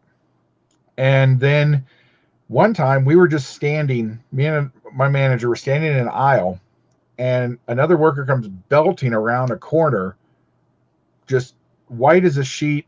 Where is she? What's wrong? What can I do to help? We're like, what are you talking about? And he said, a woman was screaming for help over here. Like, no, Gandhi, you're drunk again. Day drinking is not a good thing. He's like, no, I swear. Then the next night, there were 4 of us working. 3 of us were in one aisle. The other guy was in the other aisle. And just out of nowhere, this football flies over our aisle we're working in and hits him on a ladder in the other aisle. Couldn't have been anybody else to throw it. Don't know where that was. Then the following night, I saw her almost completely see-through, but she just walked out of where the game aisle used to be, turned, and then turned back in as if she was walking through another door in a house. Like she'd walked out of the parlor and was turning into the kitchen or something. And she's in a blue dress. You could only see from about here up. Most of the bottom of her was not really visible at all. I hollered at people to come over. None of the rest of them saw her. However, later that night, we did all see a candle in the front windows of Toys R Us. You know how they were very reflective. There was clearly a candle sitting on our counter. And you could see the reflection of it in the window.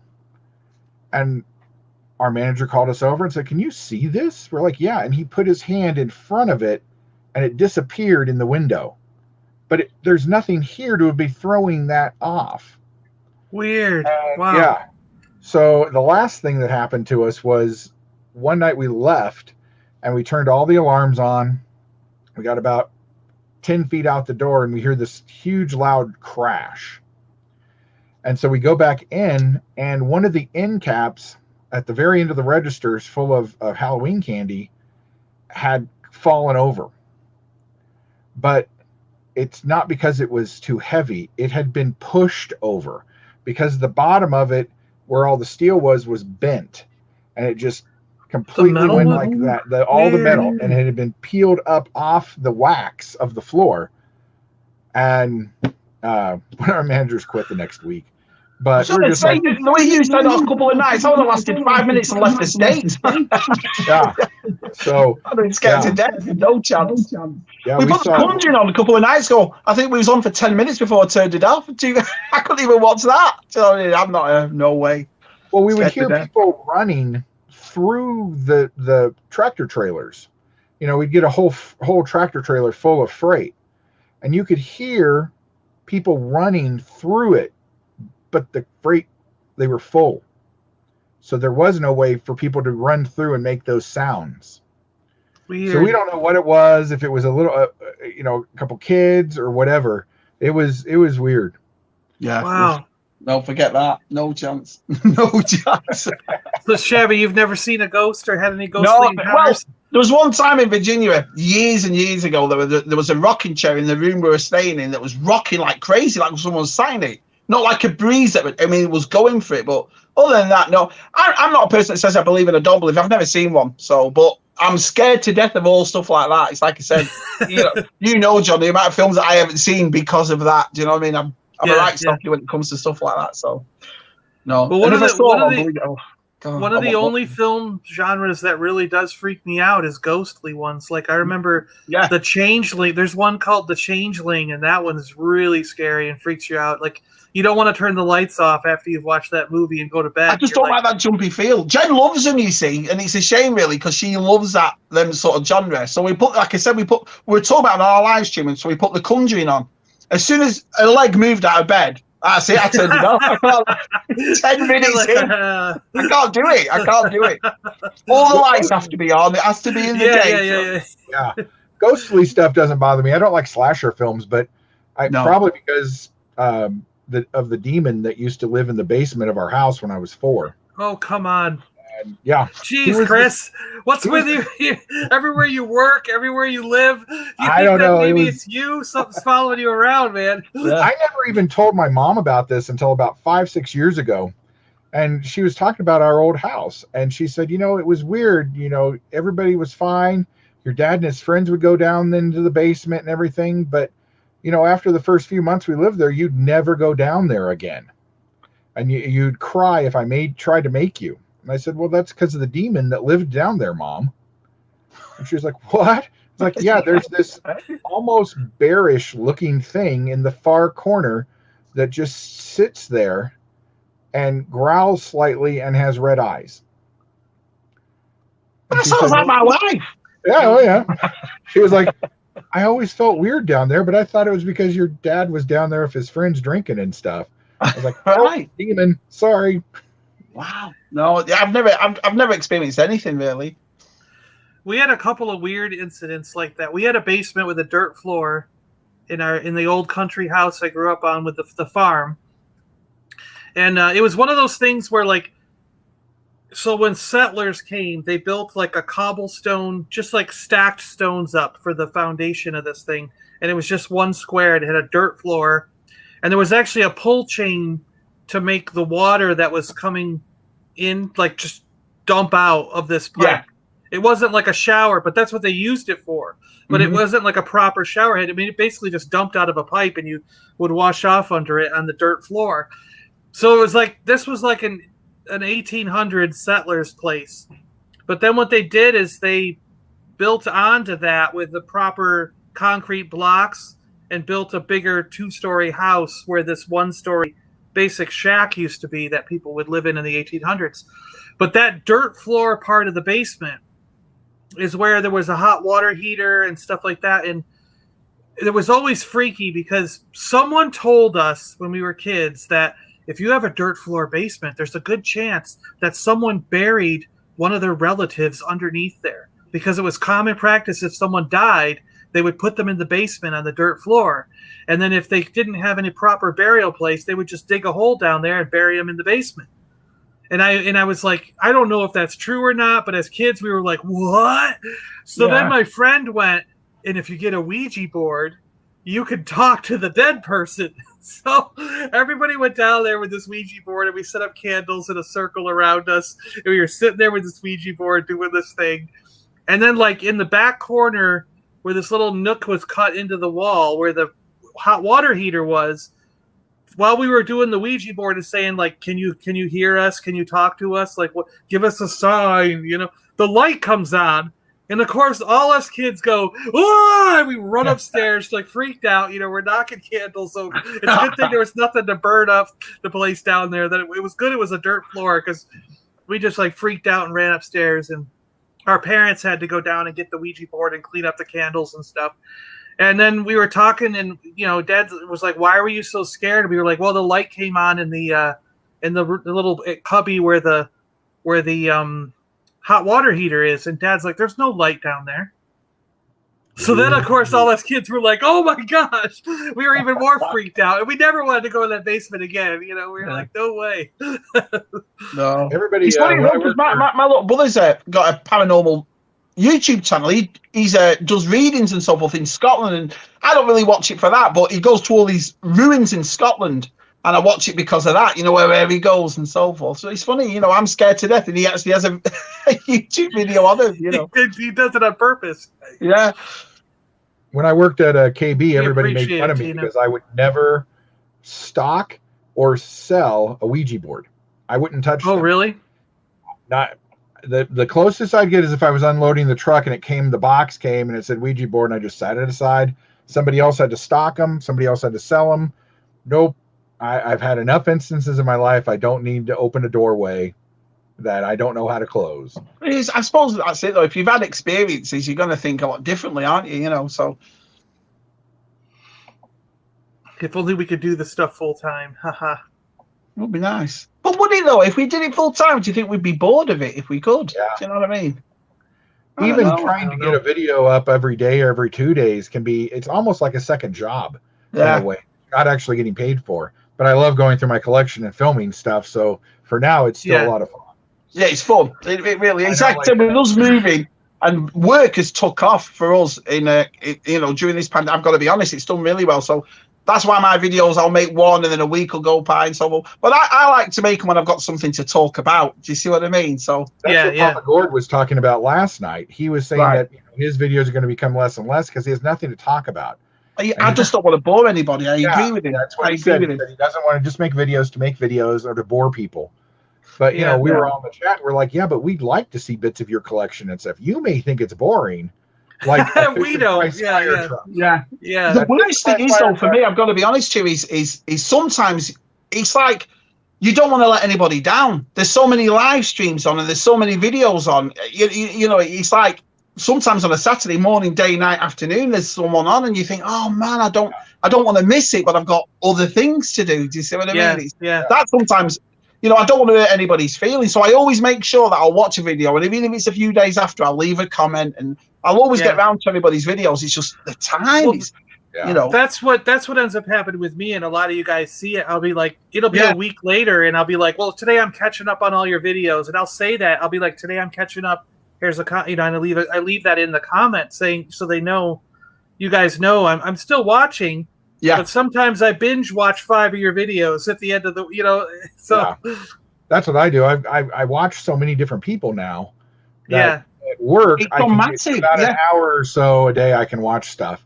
As long as people aren't putting out like 45-minute videos, I can watch 5 or 6 and comment and all that. But then like you're saying, Shabby, it's the live streams. I do mine on Monday. John does his on Monday. You guys do yours. You got yours on Saturdays now. Salacious is Monkey Lizard and the 3 Lad. Papa Gord is on. Yeah. Sleepy Collectibles. Mega J.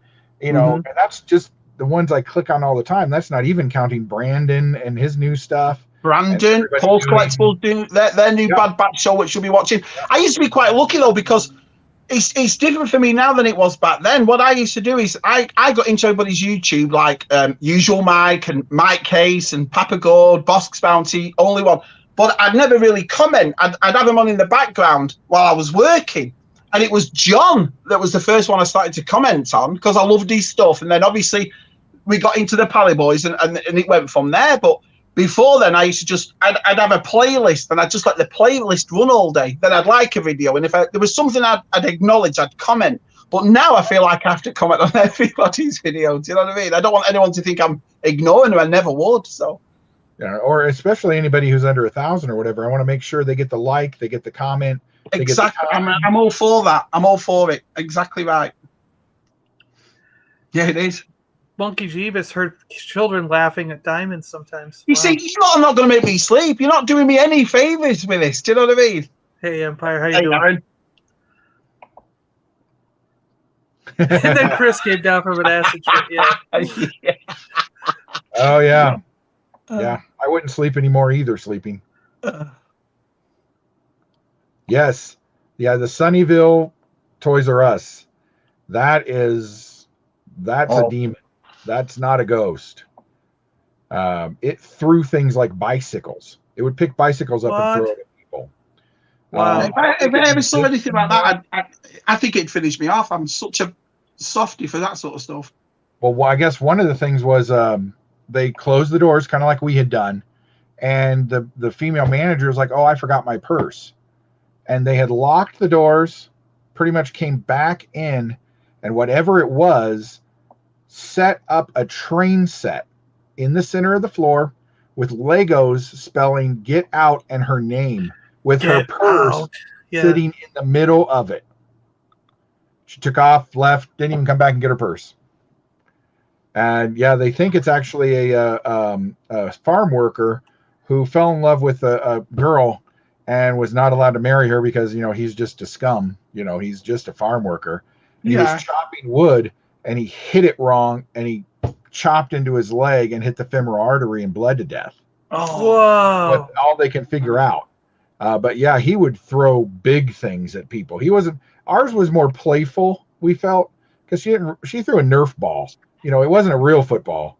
Yeah, yeah, that guy's throwing bikes and stuff at people. Good night, Johnny. What's your favorite monster toys? Monster. Hi, Milky Let's Way. say monster.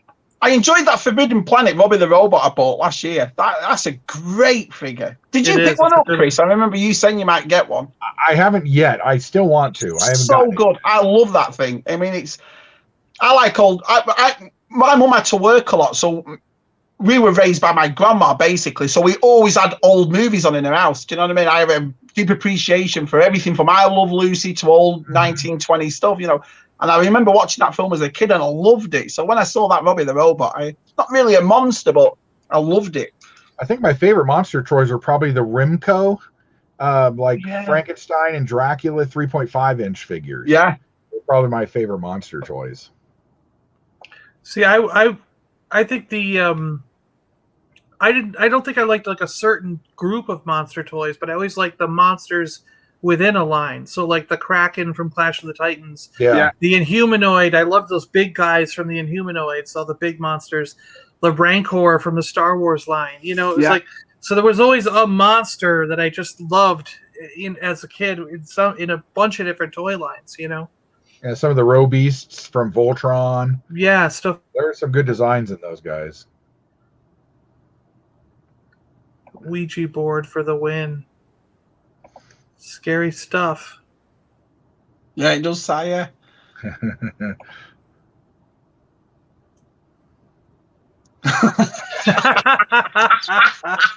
Mr. Cutsy, how you doing? Hi, pal. Yeah. Don't mess with Ouija boards. Yeah. No.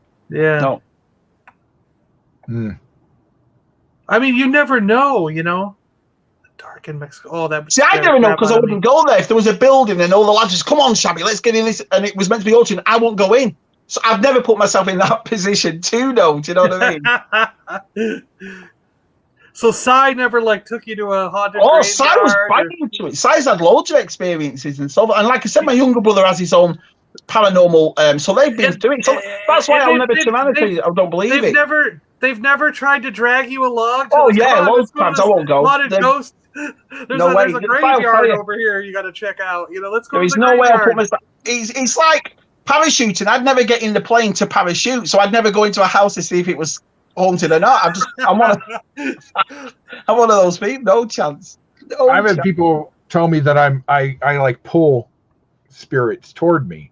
Well, that's what I was trying to say. Yeah. Well, you sure it's not you? When we were at a Supernatural convention not too long ago, about 4 years ago, and it's for the show Supernatural.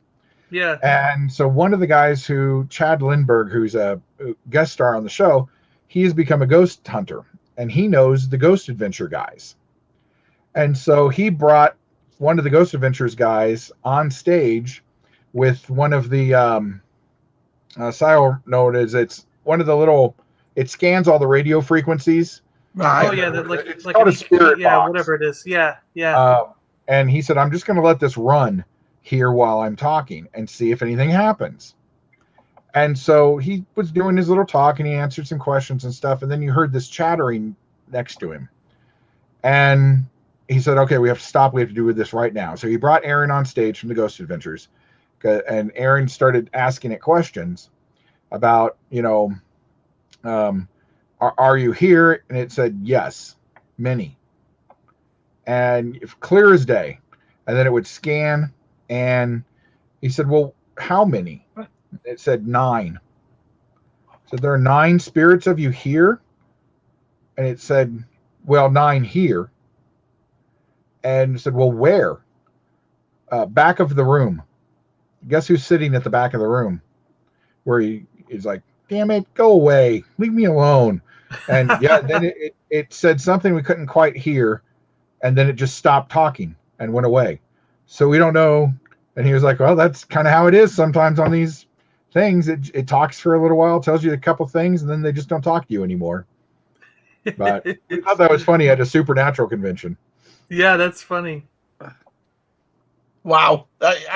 Yeah. But like I said, you hear so many stories, and that's why I'm not a believer, but I'm not going to say everybody else isn't one. You know, I've never lived through anything, so I've never experienced it. So, but I've never actually went on a ghost. You're going to freak them out, Shabby. One of your boxes moved behind you. There's no need for that, James. He's going to be looking back. What are you talking about? What are you? Well, I tell Brandon I'm an inbox collector because these things can't move. They're fine. If I open it was stuff, like, they get up and walk around. One of those people did that to Brandon. They were like, "Why is your closet door open?" Oh yeah, yeah. I think it was Bird on it that did it to him. Was it? Yeah. Mad Balls. Oh. Yeah, I loved Mad Balls. Remember that? Mad Balls came back last year. It was crazy.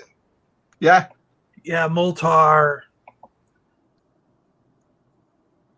Yeah, get him. Yes. Creature from the Black Lagoon. The new Creature from the Black Lagoon is beautiful. They showed some real nice pictures of the Frankenstein today, NECA did. And Super 7 showed some of the Army of Darkness 3 3/4 that are coming out. Those looked cool. Swamp Thing's cool, yeah. Those were some great figures by Kenner. Kenner made some great figures out of that. I've been going and watching the HBO cartoon Batmans and Superman. I've watched Red Sun because of Baldry, and I watched Under the Red Hood. I watched Reign of Superman, Death of Superman, and last night I started the Harley Quinn one, and that was really good as well. It's a bit erotic though, that Harley Quinn in that cartoon, right? Yes, it is. The way she's shaking everything, and sleeps with Nightwing, and so. It's a weird one. It's a weird, but I'm enjoying them and enjoying them a lot. Wait till you get to Death in the Family. Was it? No, The Killing Joke. Where seen The Killing Joke? Saw that. Yeah. Where Batgirl basically rapes Batman. It was weird because that book's so iconic, but the first half an hour is not that book, is it? Then it goes into it. So, but it's a strange one. That speaking of aliens, did you see a couple nights ago, I turned off all the stuff I was watching and my TV defaults to this channel. But the White House, what was it, Secretary of State or whoever, when he was until 2001, he was the guy that was in there with the Clintons, and his job ended in 2001. But I'm just about to turn the television off, and there he is on TV, and all I hear is, I'm ready to click the button, and I hear, and they are real aliens, and I'm like, what? And then I stop, and here he is on television on the news saying basically that they've known about aliens since the 40s and stuff. They are real. The government's preparing to come out and say this. The president is being briefed on things, and they're actually discussing the things that they're going to do, the next steps they're going to take. And somewhere in the next couple months or whatever, we're going to see the president basically come out and say aliens are real. And this guy was sitting on television. And then I was thinking about this. And then just the other day, Mark messages me and he goes, "Did you see the thing on TV about the aliens are real?" And I've been watching that through the TV. Yeah. Yeah. And he's like, oh my gosh, they're finally going to come out and say that it's all true, and they've been keeping this a secret for 100 odd years or whatever. That's why I'm moving to the country. I get it. And Mark fully believes that the next step is they're going to be okay, and here's Frank the alien. Everyone say hi. He's going to be sitting there on the Tonight Show. Yeah, we've been, but I don't know. I don't know about that. I don't know. It's strange. Yeah, it's a strange one to think that. But I did watch NASA with their little drone today on Mars. I've been loving that. Yeah. Yep. Fantastic. Like Utah to me. Still Yeah, Utah. right? It does. It looks... I wasn't sure if we were looking at another planet or somewhere on Earth. Yeah. It is impressive, though, isn't it? I mean, I've been watching quite a bit of it, and it's so impressive. Yeah, a good Medusa would be awesome. I agree. If somebody could redo that whole line, it would Hey, be Papa Gord. Hey, we spoke about you, Papa.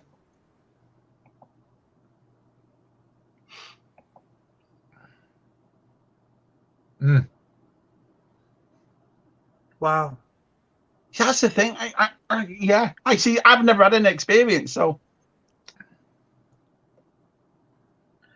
See, there's See, I think that's what it is. If you have an experience, it'll stay with you, and then you know what I mean. But we had somebody die in the lobby of our building of a heart attack. Gosh, the guards that are down there swear they hear somebody say hello every so often, just hello.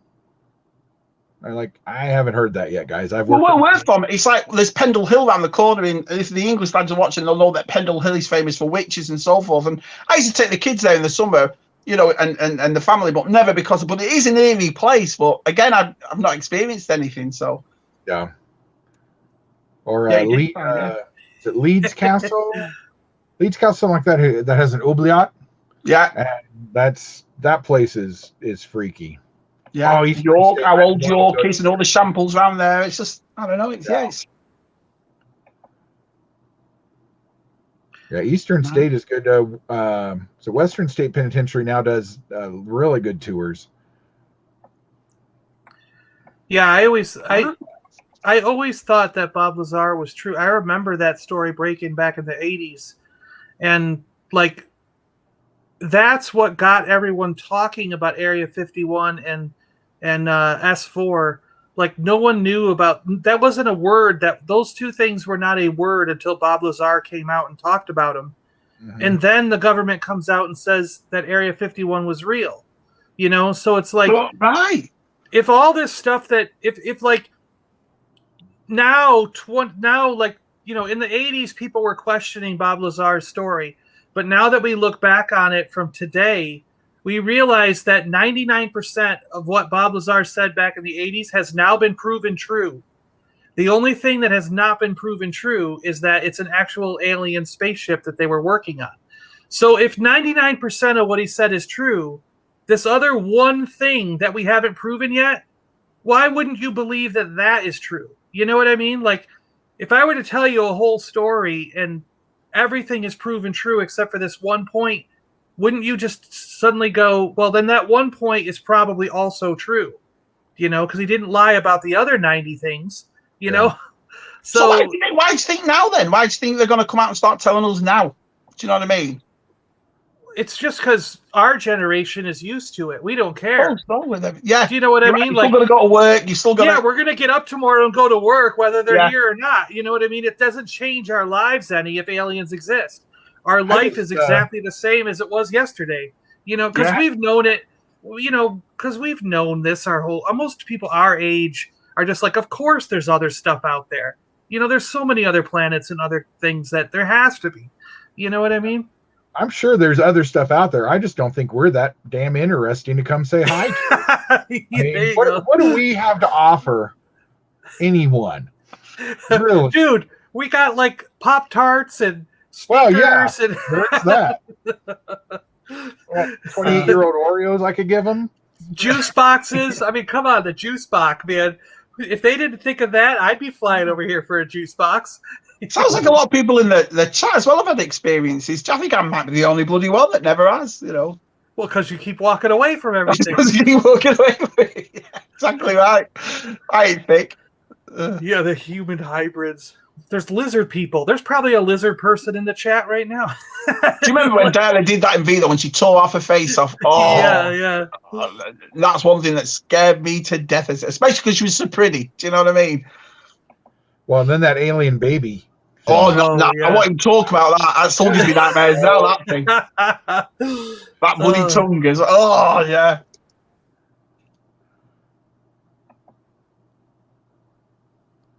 To the fridge series and normal chat with us. Right. Really? I found it fascinating. I really do. I'm like, the only thing that kind of freaks me out is ghost stuff.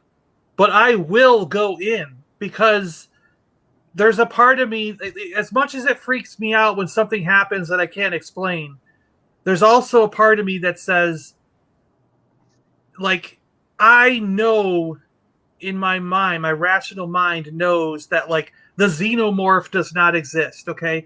And when I go in this room, there's no ghost, there's no nothing that's going to just, like, jump out of the corner, rip my heart out, tear my body in half, and leave my blood and guts on the ground, and I'm dead, you know?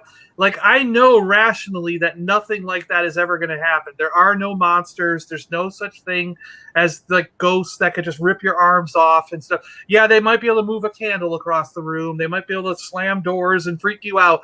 But I've never heard of someone being dismembered or killed because a spirit was sitting in the room. You don't see that on Ghost Hunters. You don't see the Ghost Hunter guys walk in and, you know, so I'm like, oh yeah? So then why do they change Ghost Hunters so often, huh? How come it's not the same cast anymore? They don't want to tell you that they lost half of them. Yeah. You see, actually, on the division though, because I'd stand outside and my mind would be racing. So I'd freak myself out before I'd even walk in. I know that. I wouldn't be able to calm down when I was in there. Do you know what I mean? And so we used to do that walking through the forest near our house, because we'd hear rustling and stuff, like, is that a predator? Is there a predator up there ready to kill us and jump down and kill us all? Yeah, right. Yeah, freak ourselves out. So you can't see him. Yeah. But it's like, so I can talk myself into going in there and enjoying the experience with other people. I'm not so sure I'd be able to sit in one of those places by myself, like how some of those ghost hunters, they go, okay, we're gonna do a solo thing. I'm gonna sit in that where like 60 people were massacred and all this stuff. Like, you're gonna be there alone for like 4 hours. It's like, no, I don't know if I can. With no lights on, you know. Oh, come in, Shabby. No, that's all right.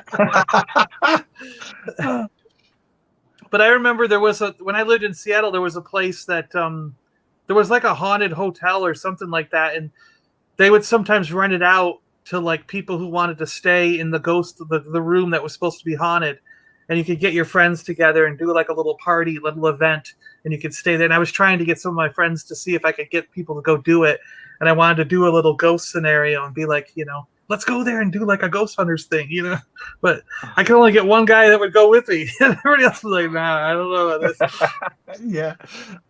Or like strange places. Like there was a stairway. I think it was like in the middle of a field, like somewhere out there. My friend Jason knows the whole story of this, but some reason someone made this pit in somewhere in Washington State, and the pit went to nowhere. And then they paved over it, like someone made stairways that went down. And the stairway went to nowhere. It was like a stairway going to nothing. And over the years, like, it was just so many freaky things and so many scary things that were happening there that the government eventually came in, Washington State government, and they just paved over the whole thing and buried it. And and you can still go to the site and see, like, underneath here, if you were to dig down, is where the stairway to nowhere and the pit to nowhere was. And it's supposed to be this, like, really freaky place. Like, they would say that, like, out of the pit back in the day, before it was a stairway and paved over, like, the lizard people who live under the ground would come out through there. And, like, that's where ant people who lived under the ground came out and stuff like that. And it was like all these freaky paranormal and UFO sightings and things would happen around that area. And it was like, but I, like, when my friend told me about all this, I was like, we're going to go, right? We're going to go there. Like, I don't want to go.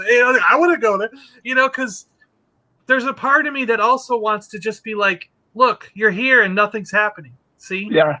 Like, that's the thing. Like, I don't see a lot of this stuff with my own eyes. I've never seen the Loch Ness Monster. I've never seen Bigfoot, you know. But, like, I was in the woods every single week. I was up in the mountains every week that I lived in Seattle for 17 years. Every single week, I was up in those woods, up in those mountains, and I never once saw Bigfoot. Right. And I'm like, where is he? I'm walking I went to every trail, every path, every mountain, everything that was up there during those 17 years that I lived there, and never once saw a single sign, no footprints, no smells, no. And I'm like, But yet there's other people. The first time I went in the woods and Bigfoot raped me, and I'm like, oh, come on. Like, you know, it's funny though, because I've been to Loch Ness, and it's the actual place, the lake and so forth. It's eerie. There's always fog there. So that gives you that feeling of something there. Is how the place looks. Yeah. It's a beautiful place, but that's what it is. So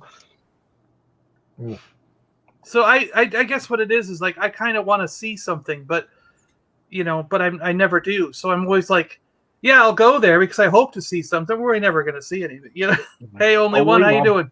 Good luck.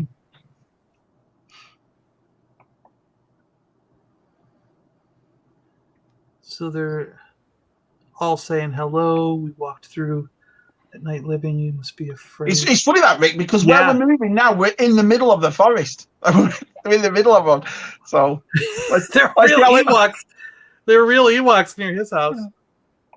Brilliant. That would scare me. You know, if you saw a freaking Ewok running around, I'd be like, what the crap's going on? Yeah. One of the main plot holes in The Walking Dead is why are they in the forest? Why are the zombies just wandering in the forest? What do they think they're going to find? The thing about I've stuck with The Walking Dead. I've watched every episode, every season, and I've stuck with it. But it just gets a bit, you know, the same thing again. It's like the dead, for example. They don't have anything about themselves really, so straight away that took it out of it, you know. But the first episode where he shoots that young girl zombie, you think this is going to be the best thing ever, isn't it? But it has died a bit. But I've stuck with it. I don't mind. That last Negan episode was fantastic. So I kind of gave up after the governor storyline. That's what everybody says, Chris. It's usually the governor ones, and they give up from that. Our Jen did. Our Jen just went off it. But I suppose she hasn't missed much if you think about it since then and now. You know.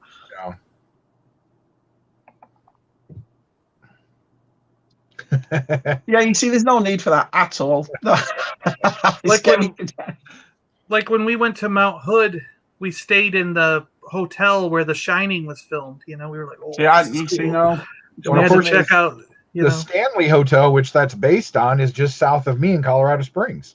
Yeah, we're born at the coast of England, so I'm actually a seaside boy, if you will. Watching Jaws, I never went in that ocean for years. I'm one of those, you know. Forget that. Yep. I remember when we were young, like there's a lot of beaches down here in Florida where you can walk way out. It's like pretty shallow beach water, you know. And we used to come down to visit our grandparents, the house that we inherited, my brother's living in right now. And we went out to one of the beaches, and he's walking on the pier up above, and I'm walking in the water. So basically, I'm looking up at him, and he's talking down at me, because I just always enjoyed exploring and going out and looking at what's out there. And he's always been the one, I guess, that's a little bit kind of reserved when it comes to that aspect. So I'm picking up starfish and looking at like sea urchins and being like, ooh, what's this? You know, and there's fish swimming around. And he just stops and he goes, well, it's good knowing you. And I'm like, what? And he's like, yeah, okay, I'll see you later. You know, and he can see him, but I can't because I'm in the water. All these sharks are swimming right at me. And he's not up there going, get out of the water. There's sharks. He's like, oh, nice knowing you. We'll see you later. And unbelievable. This, I swear to you, this shark goes right by me and like comes just like swimming past me. They ended up being just like nurse sharks, like little. Oh no, I went past a big mangy shark. I don't fish at all, but my brother-in-law's a big time fisher, and I went up to Nag's Head, and where all the, you know, just off the Atlantic, and we all went round there fishing. It was about 3 o'clock in the morning, and thing went straight past me on this boat, but it happened like that, you know what I mean? And it was one of those flat, I can't think of the name, is it like a platoon boat or something, really, really low off there, you know, near the sea. And I remember sitting at the front and just watched it, and I saw the reflection of the moon off it, but it happened like that, and I was so shocked, because being an English lad, seeing something like that, you know, the experience will stick with me forever. But wow. You wouldn't get in one of those cages then, is what you're saying. I wouldn't even get in the same ocean, let alone See, I would. I want to go in one of those cages and be like, I know. Let's check these guys out. You know? Like I'm the guy that like I'll pick anything up. I'll do it. I'll just be like, "What's this do? What is this?" And there was I knew my stepfather's brother used to fish down here, and one time when I came down to visit when I was younger, I mean, I must have been like it was pre-teens. I mean, I must have been like 14 or 15 years old when this happened. And he was a fisherman. He'd get up at like 2 or 3 in the morning and go out and basically like proper catch fish, reel and thing and catch them for the day. He'd have to go out and get like 10 or 12 fish, sell some of them at the market to make some money, keep the rest for him and his family to eat. And he had these little trap things that he would set to get like lobster or crabs. And in one of the traps, when he pulled it up, was a little octopus. Right. And without even I'm just like, octopus? I grabbed the thing and I'm like, oh, cool, look at it. And he goes, oh, no. No. And he goes, do you feel that? And I'm like, feel what? And he goes, all those little pricks and tingles. And I'm like, yeah, what's he doing? Oh, he's injecting you with neurotoxins, And I'm like, oh, crap. So we peel the thing off and my hand swells up. And I had like sausage fingers. They were like these big, and my whole hand and arm is like swelling to this balloon-like thing. And I'm like, and he goes, don't worry, it'll go away in a couple hours. Or if it doesn't, we can take you to the hospital and they'll give you a shot. And I'm just like, okay. Walking around like this the rest of the day. I can believe that, man. Yeah, I remember the video when you had your hand in that water, that bloody fish came up and nearly had you. Yeah. No. There's a place down here in the Florida Keys where if you get a fish, you get a little fish, lay down on the dock, and you hang it over the water. Some of these like 10-foot fish that come and eat other fish, they'll jump out of the water and grab the fish out of your hand.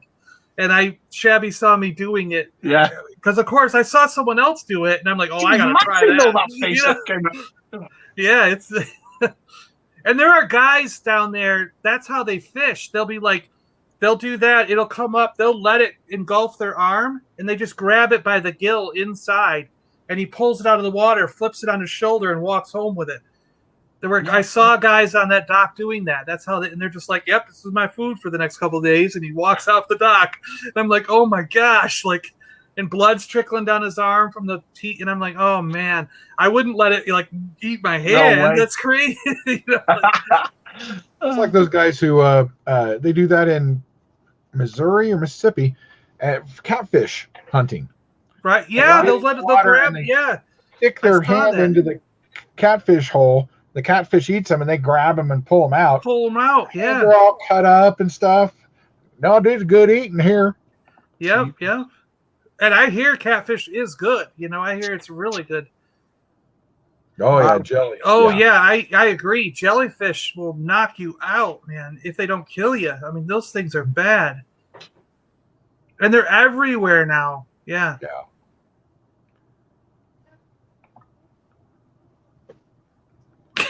Gets wherever he watches. Yeah, I am. Noodling, yeah, noodling. That's what it's called. Yep, noodling. Yep, noodling. G-Force and David got it there. Yep. Yeah, that's just nuts, man. Wow,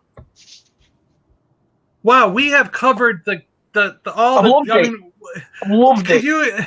From toys to ghosts to fishing, like what? I loved it. I'm not going to sleep all week, but I've enjoyed it. Welcome to any live stream that involves me. It becomes very random. Awesome. This is the thing. I mean, it's nice when you talk about other things as well, and I find it fascinating. So I've loved it. I can't believe 2 hours has gone.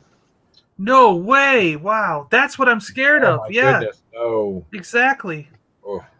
Wow. What's a man o' war? It's a jellyfish. Right. It's kind of a bluish top with like a little sail on it, but it's got all these stringy things underneath it. And those stringy things can really do what she's saying, give you nerve damage and really mess you up if they wrap around and sting you enough. Man of wars are pretty much the ones you generally see in like nature films and stuff. They're like, stay away from anything that looks like this. Yeah. But there's a video of my kids on one of those. You pull it behind the back of a a boat. What's it called? Like a pulley. It was like a big like sofa. They're all there, and all the nieces and nephews. And there's all these fins following them. And I wet myself watching this video back, but it was just dolphins. But I'm like, you know what I mean? Yeah. Yeah, if Mike was on here, he'd tell you about those box jellyfish. Oh yeah, bet he would. Yeah. Yeah, well, that's what David's talking about too here. Yeah. That's a big killer in Australia. Well, of course, what isn't there? You know, have you ever noticed that God put a lot of things in Australia and was like, here, all this stuff can kill you. I'm going to put it on this island. Nobody will ever go there. And the British were like, I remember the first week we were here, and there was the police came to the door, and they were handing out notice that someone had seen a bear. So, and I'm like, the closest thing to an animal like that is a hedgehog where I'm from.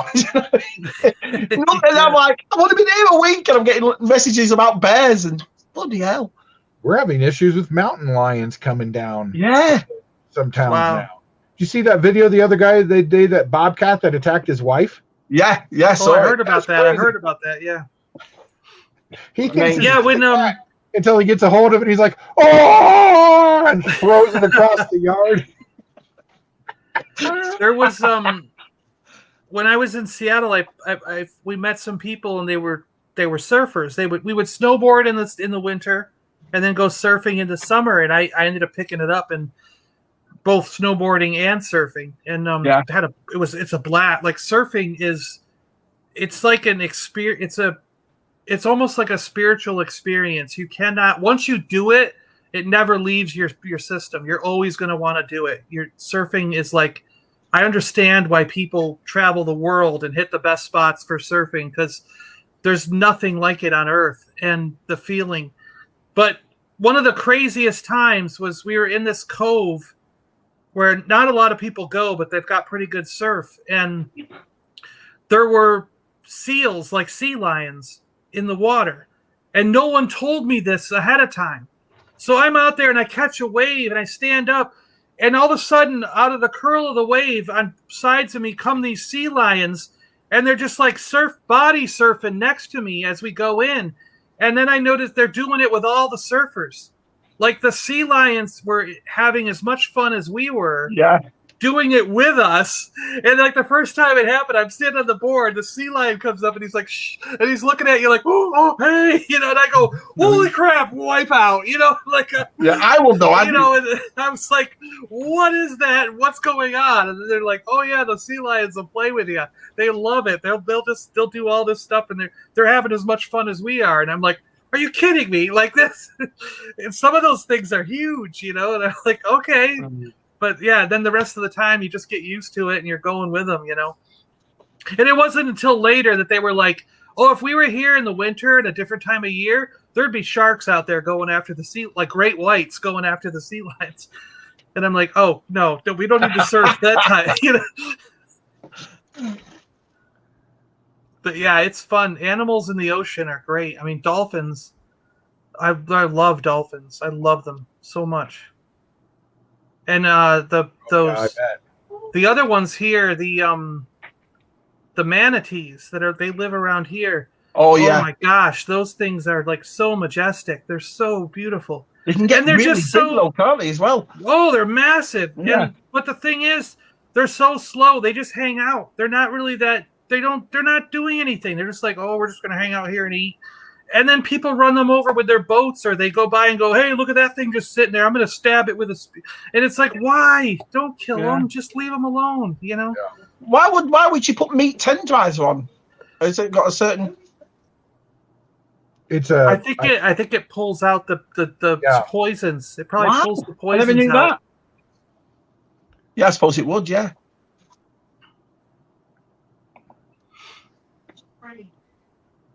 Nice. Wow.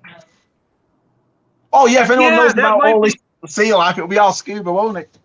That might be what it is, scuba. Yeah, that might be what it is. Yeah. Tarpon. Yeah. Yeah, that lady was like, she was going to come help, and then she noticed it was a bobcat too. Endless summer, yeah. No. No. Yeah. Jeez, they peed on your leg. Yeah, the people say that, peeing on you.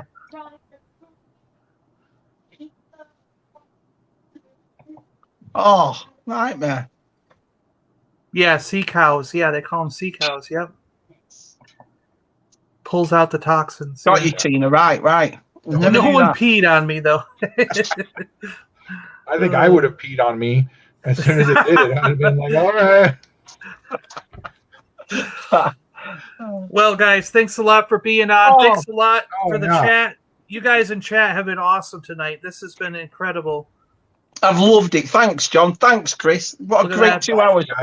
It's nice talking to you both. I've missed talking to you, so this has been awesome.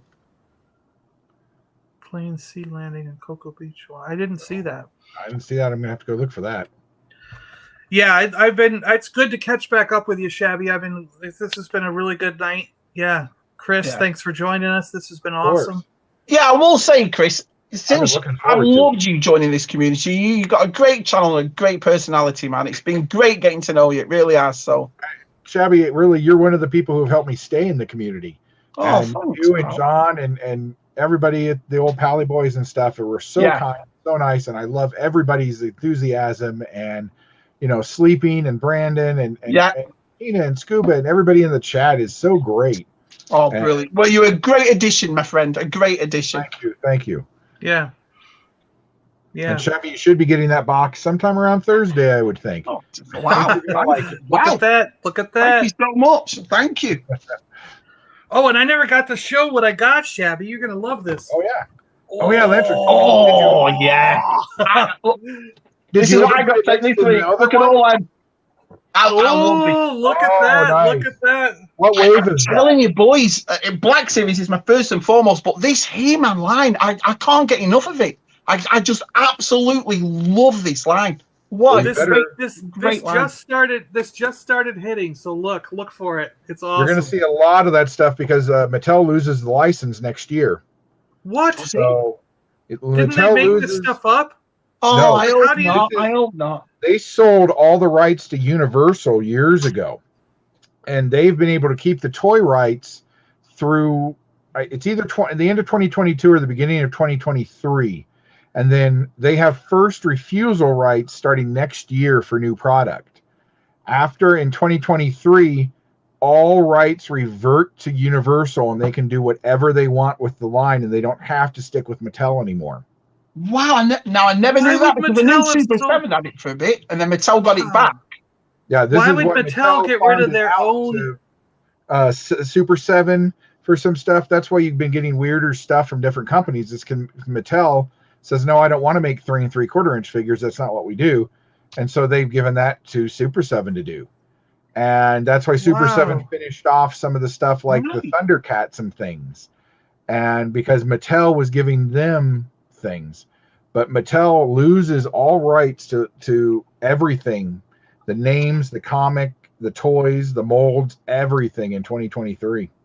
Wow, I never knew that. Oh, please don't. I love this. Like, it's I'm sounding a bit hypocritical because I say about the nostalgia being a bonus, but this is just so nostalgic for me. I absolutely love this line. Well, and that's kind of why they started pumping out stuff so fast. Not just the Masters This line, is the last thing I got. That's it. That's the last thing I bought. And I'm done. I'm done till I move. Done. Yeah, the WWE line, that's why they're pushing that out so fast too. It's because they want to get this stuff out and done. Wow. I just didn't know that. I mean, what is Mattel? I didn't. So they're basically not going to be a toy company in a Mattel is starting Big Jim back up, and Major Matt Mason, yeah. Major Matt Mason and Big Jim are starting up again. And this what inch will the Big Jim be? It won't be 12 inch again, will it? No, it looks like from the prototypes I've seen, they're going to be like 6 or 7 inches. They may even look like the G.I. Joes. So I don't know, but that's all coming forward too. Because Mattel hasn't got a 6 inch line. I mean, Masters Universe is 5.5, and you can't really class them as 6 inch. They haven't really got one, have they? No. Can't think of a Mattel line that's 6 inch. Can you, John? Well, I think that's why the Mats and the Big Jims are going to be closer to the G.I. Joe size, so that they can interwork with Black Series and because that's what pretty much everything's going to now. Yeah. 6 inch. So, and they may pull stuff out because they still own some of the rights to things like They picked up rights to Battlestar Galactica, to the $6 Million Man, things like that. You might see a lot more retro weird stuff from them coming forward. Well, it works. Look at the Ghostbusters line. Look at the Mandalorian. They've done it retro. The actual retro. It works, this retro line. I don't know. I don't see why. And Battlestar Galactica, they'd make some cracking figures if they brought that back. You know, Yeah. I saw that fellow on a retro blaster that's making the Cobra, and you know, they're absolutely amazing. So I mean, we'd all buy that, wouldn't we? Yep. Oh yeah. All right, guys, we got to end this before we keep chatting forever. We'll never stop. Okay. Thanks, everyone. Thanks for making me feel guys. welcome. Cheers, man. Thank you, guys. And I'll get in touch with you, G-Force. We'll talk about it. No worries. All right, good night, guys. Thanks a lot. Good night.